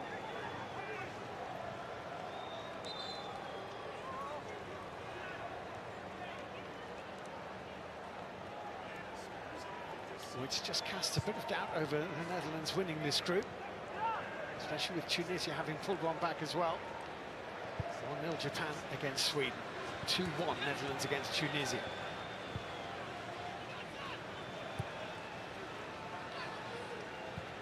The players will certainly know about it, Steve. That bing on the scoreboard, and everyone probably looking up thinking, what was it? And it was quite clear. Well, I looked up expecting to see the message saying, storm incoming, clear the bowl of the stadium, because you and I had that in Philadelphia, and it's not impossible. We'll have it again.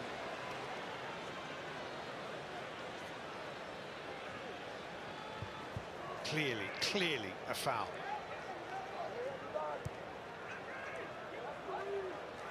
I think he'll be quite frustrated in the second half, Ronald Koeman, with the standard of play. It's been slow. Thought in the first half they moved it well. They were patient in the way that they built the game up, but they're finding it difficult to break Tunisia down. Abdi doing well. Hannibal's little flick on. Connected. Van Hekken finds Van Dijk.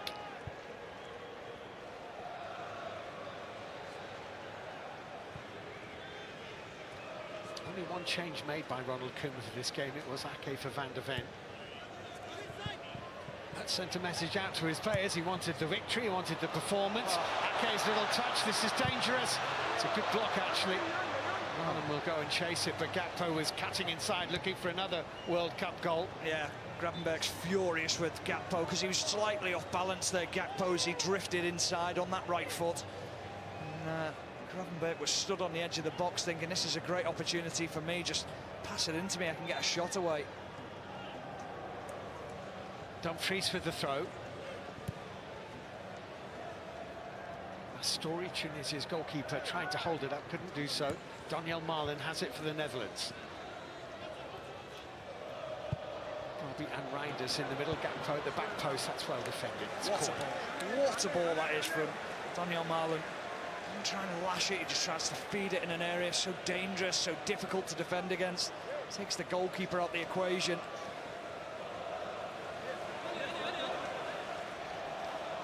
Four years ago in Qatar, Tunisia drew with Denmark, lost 1-0 to Australia, and then beat France by the same score. They were unlucky to go out.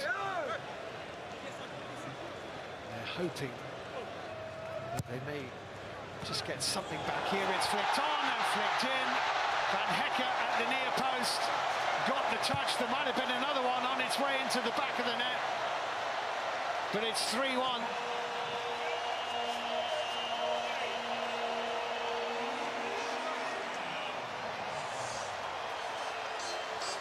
We talked about the quality of corner from Tunisia and how difficult it was to defend against. This one now is that near post corner that's so hard to defend against, and it's Van Hecker who gets that first initial touch just there, and then at the back post you can see the pressure being applied.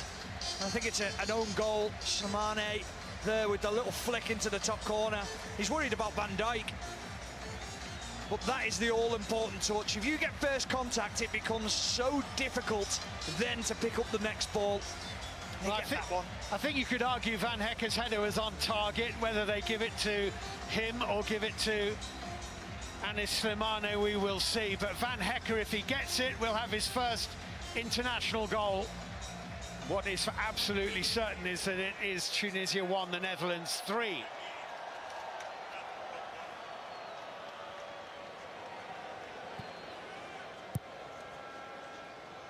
And at the moment, that goes down as a Van Hecker goal. And here they come again. They might be in again here. Gakpo sends it wide, wants the return. Lovely feet from Reinders. Tried a little trick. Dumfries. Ake.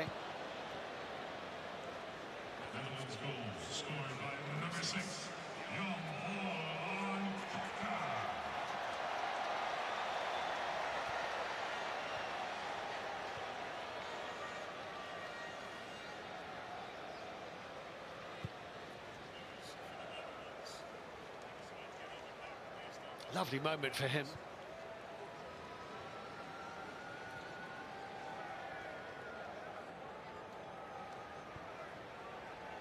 Here's Gravenberg.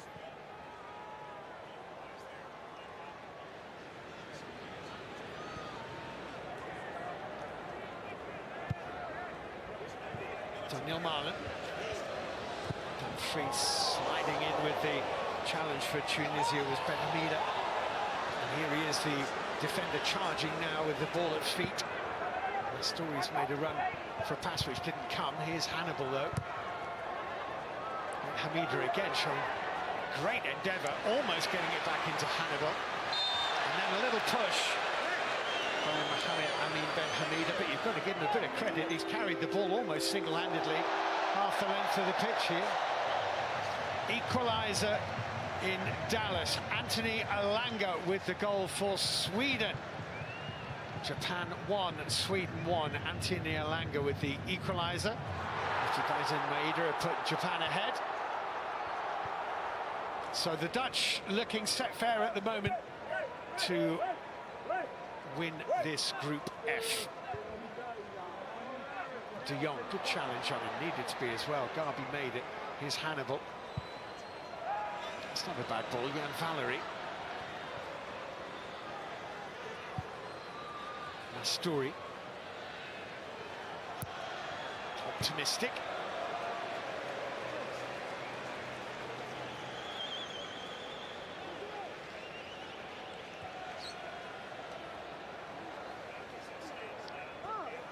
So, Netherlands-Morocco is looking pretty much certain now in Monterrey.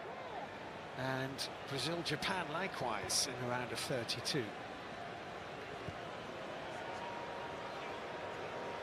Tunisia have a couple of substitutes warming up on this near touchline as the Dutch advance again with the tall, lean Gakpo.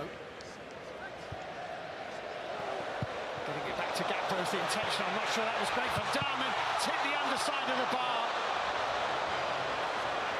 There's a delightful effort from Reinders, who's not finished yet. Hammers it across. Dumfries gets ahead on it.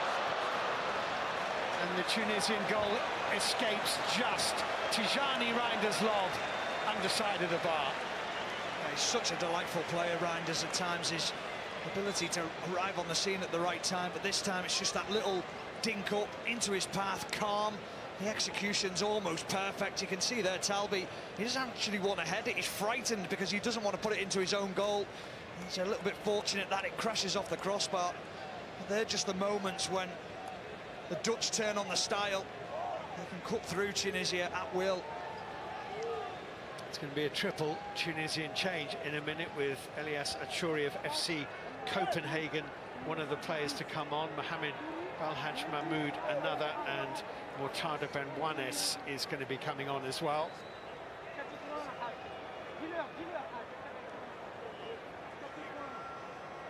Rani Khadira, one of those to make way. Anis Slimane also is hauled off.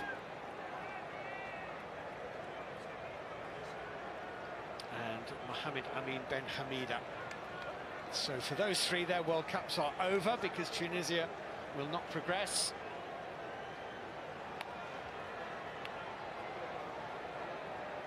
Haj Mahmoud, Achouri and Benwanes are on.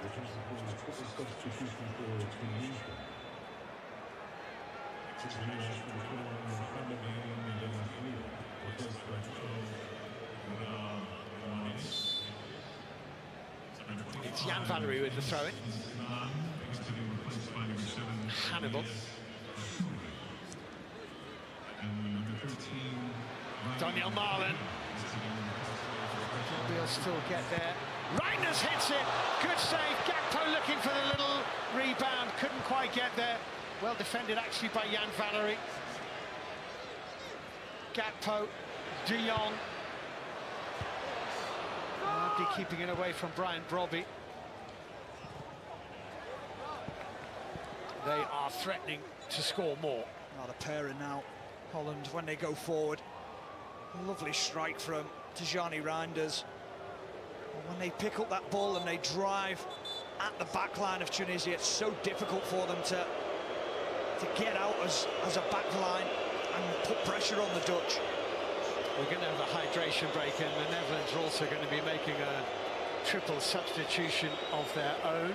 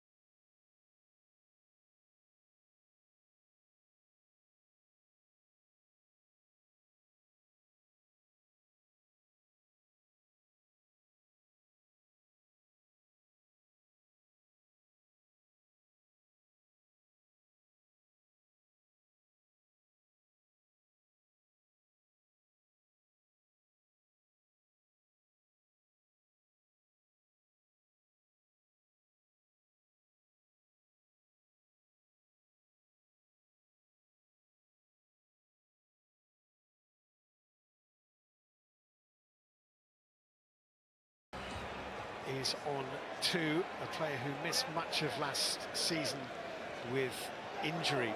How impressed have you been by Crescencio Somerville here, Stephen? I think he's brilliant. I think he's a player that, for a former fullback, whenever he picks the ball up, he just drives at you. The confidence is there. He's so nimble. Low centre of gravity, difficult to play against, and now he's adding end product to his game as well, which is the most important part. It's Virgil van Dijk here. Ake. Gakpo.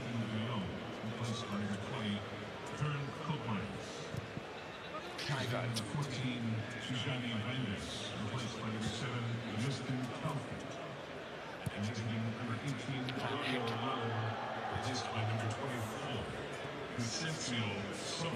Here is Somerville.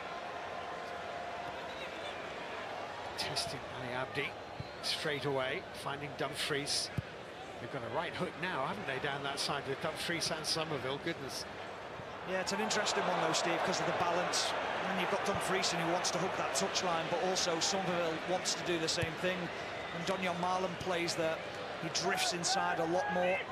Somerville's now started to drift and be sensible, allow Dumfries to come forward. This is Denzel Dumfries. Tucked away at the expense of a throw-in by Elias Ashuri.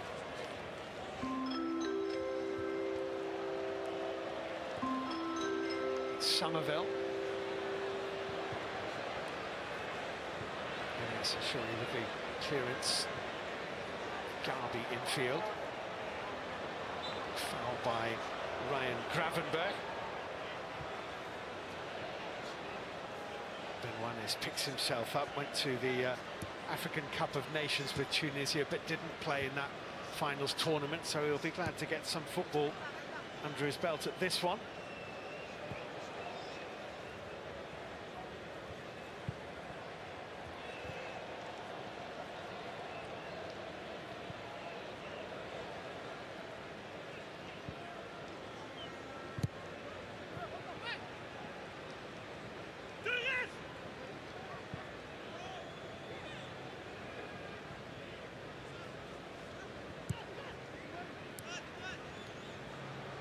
Hannibal's been busy, as he always is in that midfield. He's a player who loves a challenge, Hannibal, doesn't he? He enjoys a tackle. Yeah, he does, but he's also very intelligent on the ball. He's got lovely touches when he's under pressure. He has had a good effect on this game. He's been a real positive for Tunisia. Ismail Garbi, he's had a good team too, actually. He's coming off for Tunisia to be replaced by Firas Shawat, who is the top scorer in the Tunisian top flight for the last 2 seasons. Club Africain in the season just gone.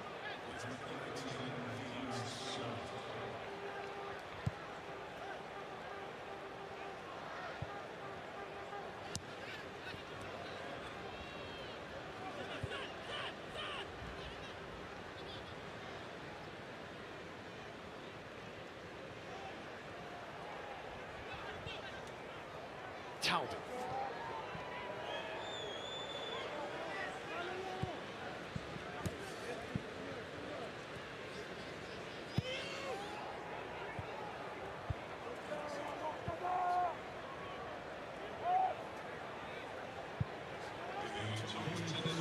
Nice little turn.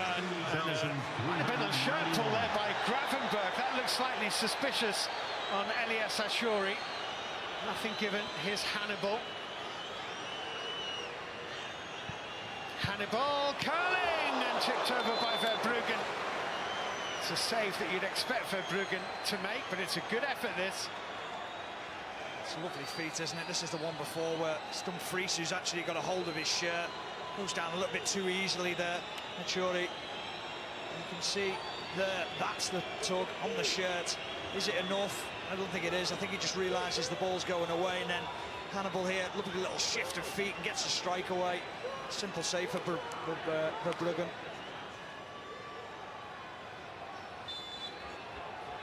So corner kick to Tunisia, which Hannibal is going to take.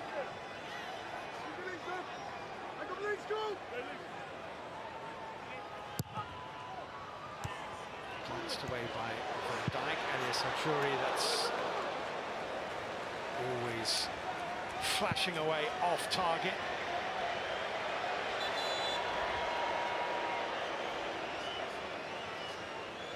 Difficult skill for Achuri as it comes up, as it bounces just in front of him to get that strike away. And that was the legend of Kansas City, isn't it? Patrick Mahomes, the absolute Kansas City Chiefs, sorry, the quarterback. What a player he is. Memphis Depay is on. He's not a bad player either.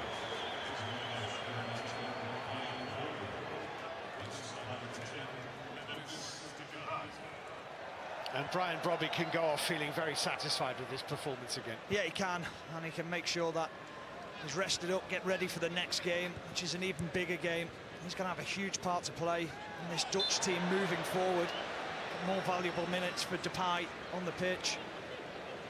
Kluivert was fouled. He'll be really hoping to play a part in this World Cup campaign after an excellent season that his club had, but he wasn't much part of it because of injury. Carry the name Kluivert on your jersey. It could weigh heavy, couldn't it? Because his dad wasn't too bad. He wasn't bad at all, was he? He's working on his own career, doing extremely well. Flipped in, headed on by Van Dijk. Touched by Darman. Just a tad too far out for Van Dijk to really get any power on that header. Always going to win it, always going to get the jump. That's a free kick. Well, he's saying otherwise. Katia Garcia was not having that from Mohamed Belhaj Mahmoud.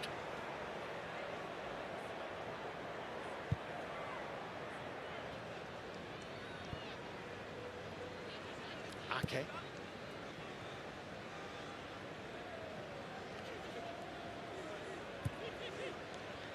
Kluivert. It's a free kick, he's definitely pushed.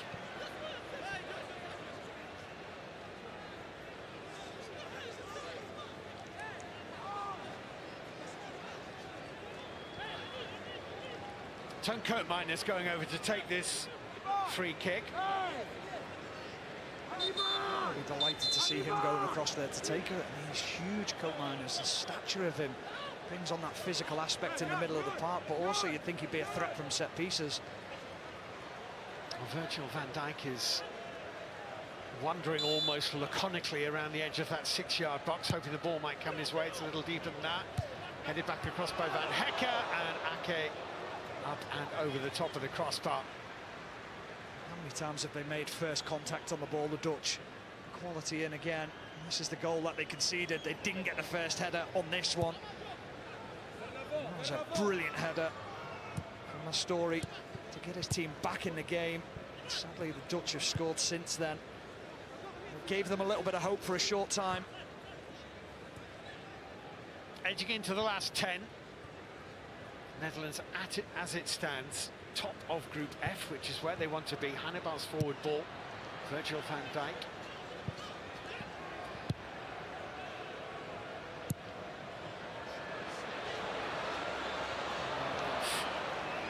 Didn't find its intended target as it was touched to his left by Memphis Depay. Hannibal.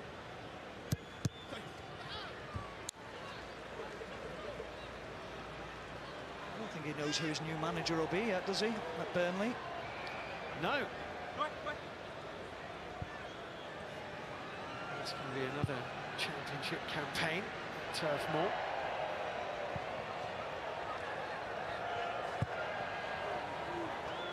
Sachuri just beaten to that. Gravenberg. Sachuri in well. Mastori here for Tunisia. There just might be something on for them here. Ali Abdi with the opportunity to put the ball in the box, but he's offside. It's a shame. It's a couple of times they've just been a little bit too eager to get forward, and especially when you're looking along the line, you should never really be in an offside position.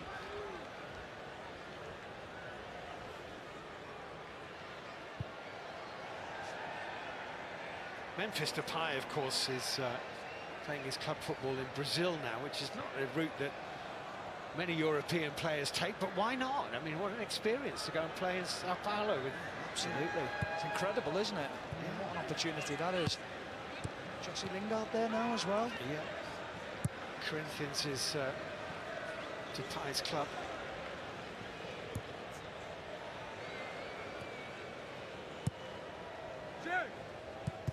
Talby's error.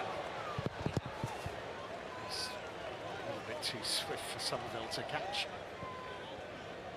He's going to be in a few people's wish lists for the summer transfer window. Certainly will. He's proven in the Premier League what his capabilities are and how dangerous he is. I think a little bit of an injury spell, didn't he, and it affected West Ham when he was on such a good run of form. It's a good leap and a nod on by Firas Shawat. Dumfries curling toward the goalkeeper, who was not entirely sure of his surroundings, the way he patted it away. I wonder whether he lost the flight with the wind, Steve. The wind's really swirling around the stadium at the moment, and he just thought, you know what, I'm not taking any chances, and sometimes that's the best option. We've had all weathers today, I'll tell you. We're in danger of getting a bit of blue sky at the moment.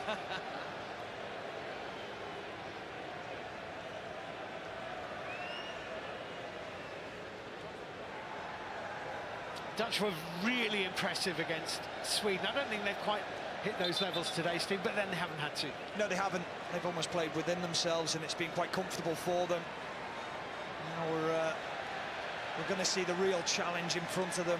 Can they live up to that challenge? Can they be the team that finishes, gets over the line finally? Noah Lang comes on, played for Galatasaray last season on loan from Napoli, comes on for Cody Gakpo.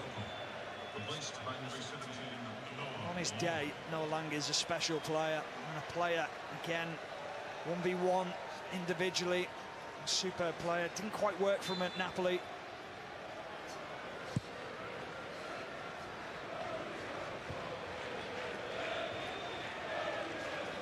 Ryan Gravenberg has it for the Netherlands, being chased by Hannibal. Okay, just that's nasty. That was a late one, and it was Choward, I think, who caught him. Ake is okay. It was late. You can see it there, and you do worry.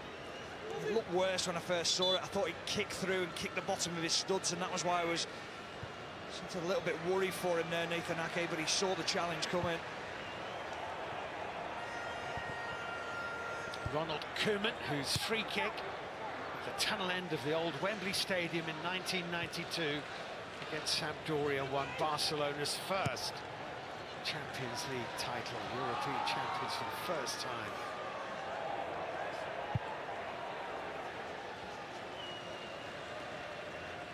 Against a very good Sampdoria side, which included Mancini and Vialli and others. That's nicely played. Noah Lang here, it's deflected behind, it'll be a corner.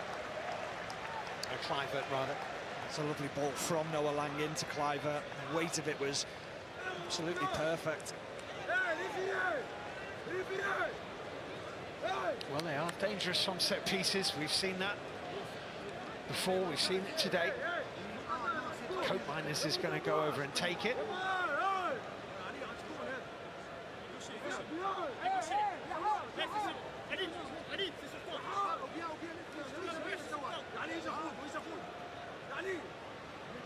He scored 10 goals so far in this World Cup, the Netherlands. In comes the corner. Van Dijk couldn't quite make it his. Play goes on. Virgil van Dijk stumbling to the floor. Somerville getting to the byline. Slightly fortunate that that clearance found Hannibal, who batters it away downfield. Firas Shawat is off after it, couldn't reach it. Virgil van Dijk is moving slightly awkwardly as he walks back towards his own half of the field.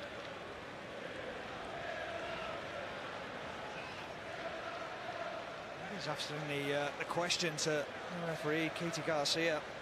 Was it a foul?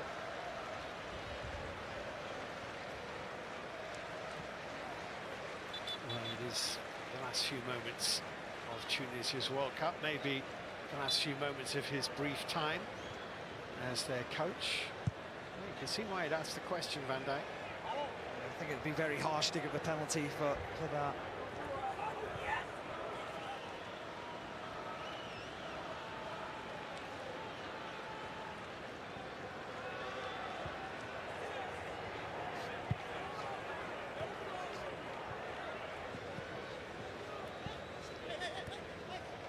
Gravenberch. Good battle that with Somerville's won it. Shows lovely feet, Dumfries. Square. Can he find the finish to play? Can't.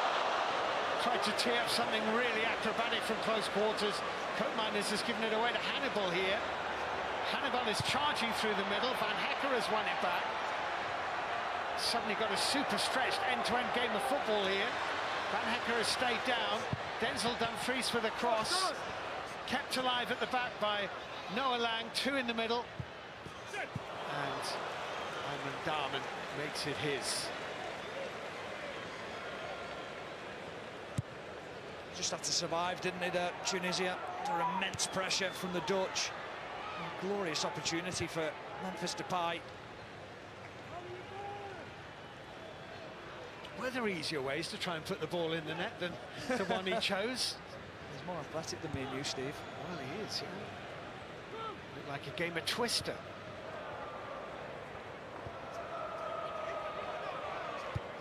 We're about to see Sebastian Tunecki come on for Tunisia.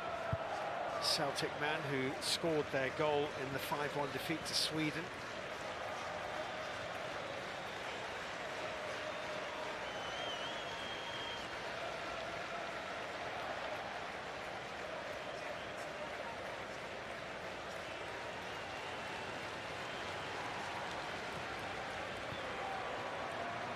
Koopmeiners.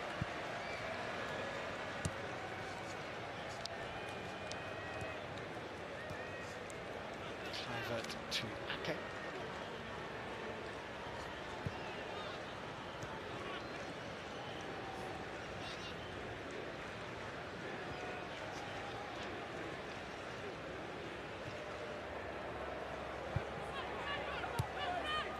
Dumfries.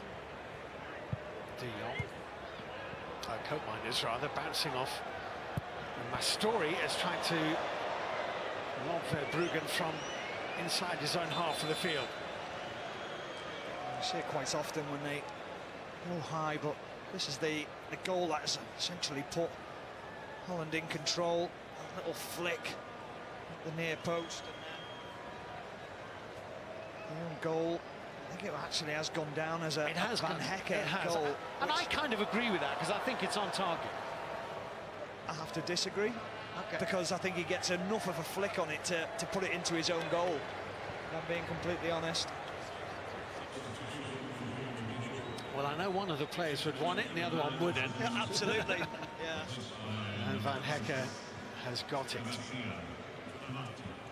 Here, as that change is made with Mastori going off and Tunecki coming on, we will move into a minimum of 5 added minutes.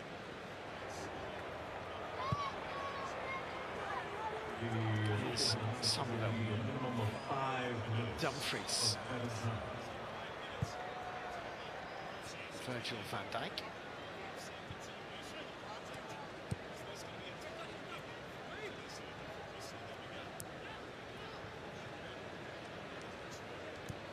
Noah Lang.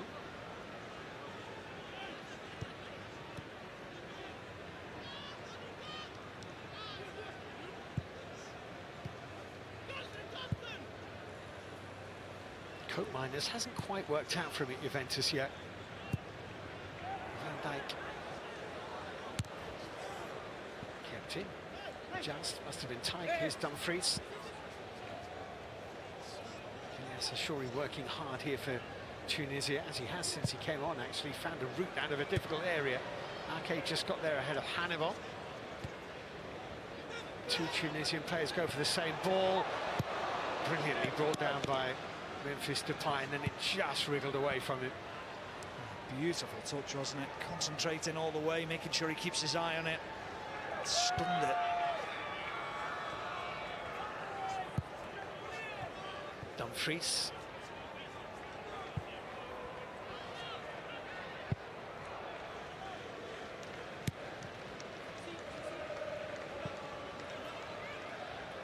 Oh, Noah Lang, lovely.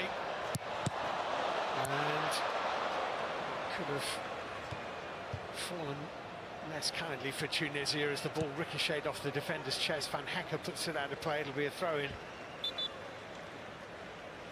They haven't needed the depth today, the Dutch, but what they will need going forward is that depth and that ability to bring players on. And you see it here with Noah Lang stepping onto the pitch. He's got that sleight of foot, gets away, then that ball across. You just need someone taking that gamble to get in. It was the only real pass he had on.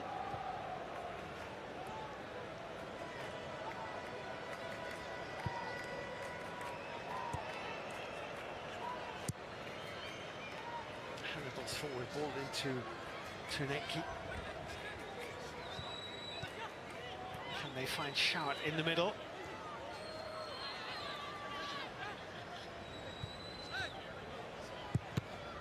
It's deflected behind off Ake. It's going to be a corner kick to Tunisia. Maybe their last chance to register another goal in these World Cup finals.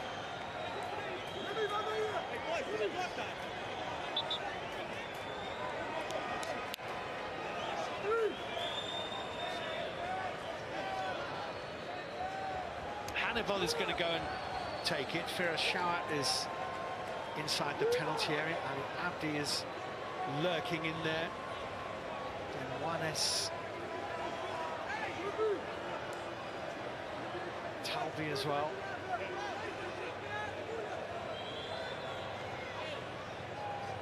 All hoping they may just get a moment to remember right at the end of this game.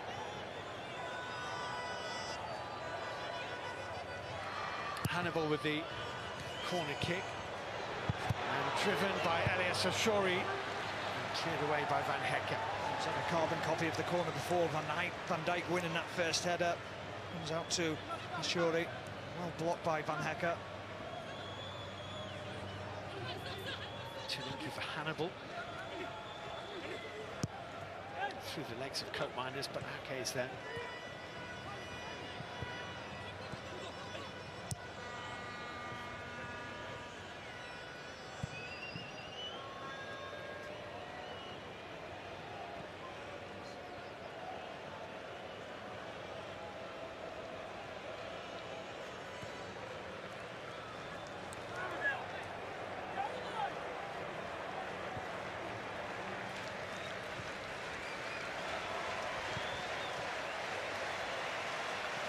Last few seconds of the game, how far can this Dutch side go, do you think? They'll be in that top echelon, won't they, if possible? Yeah, they certainly will.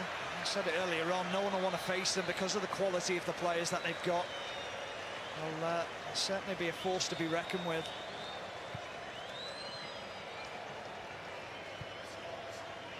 Talbi to Ali Abdi.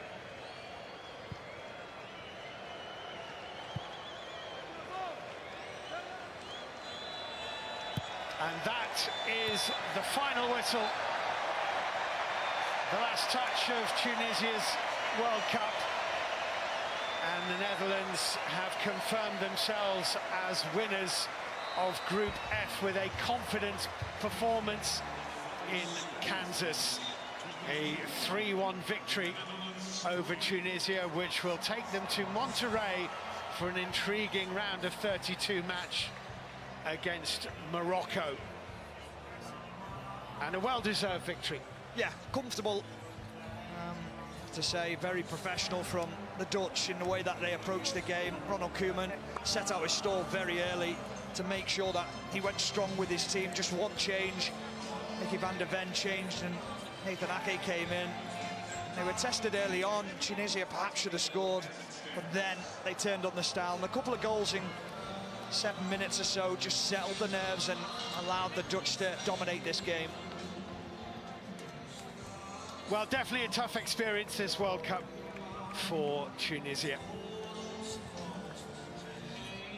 And It started this game with a very early own goal. Denzel Dumfries, obviously a brilliant threat down that right-hand side.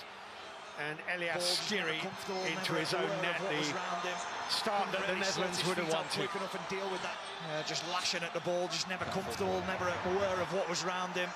Couldn't really sort his feet out quick enough and deal with that situation. And only 4 minutes later, it was 2-0 to the Netherlands. Virgil van Dijk with the assist, and Brian Brobby with his third of these finals. A lovely flighted ball in from Tijani Reinders, and Van Dijk finding himself free at that back post area. The Tunisian players switched off and Brobby pounced and put his team 2-0 ahead.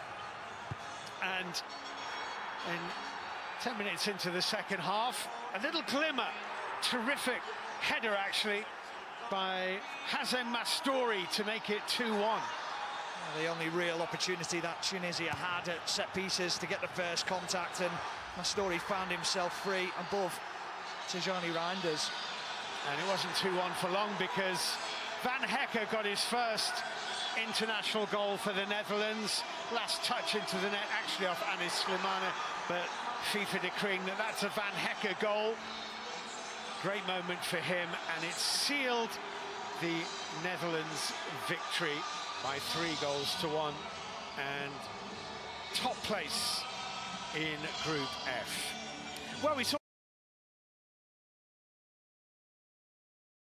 defensive answers again. We are 30 seconds away from seeing this game end 1-0. We said at the start of the night, Clinton, it's one of those games that could end 0-0, could end 5-5, in the end somewhere in the middle at 1-1. Yeah, 1-1, exactly. And I think both teams now, looking at it over the last 5-10 minutes, would have took this and said, yeah, we both qualified out of the group and we'll both be happy with that.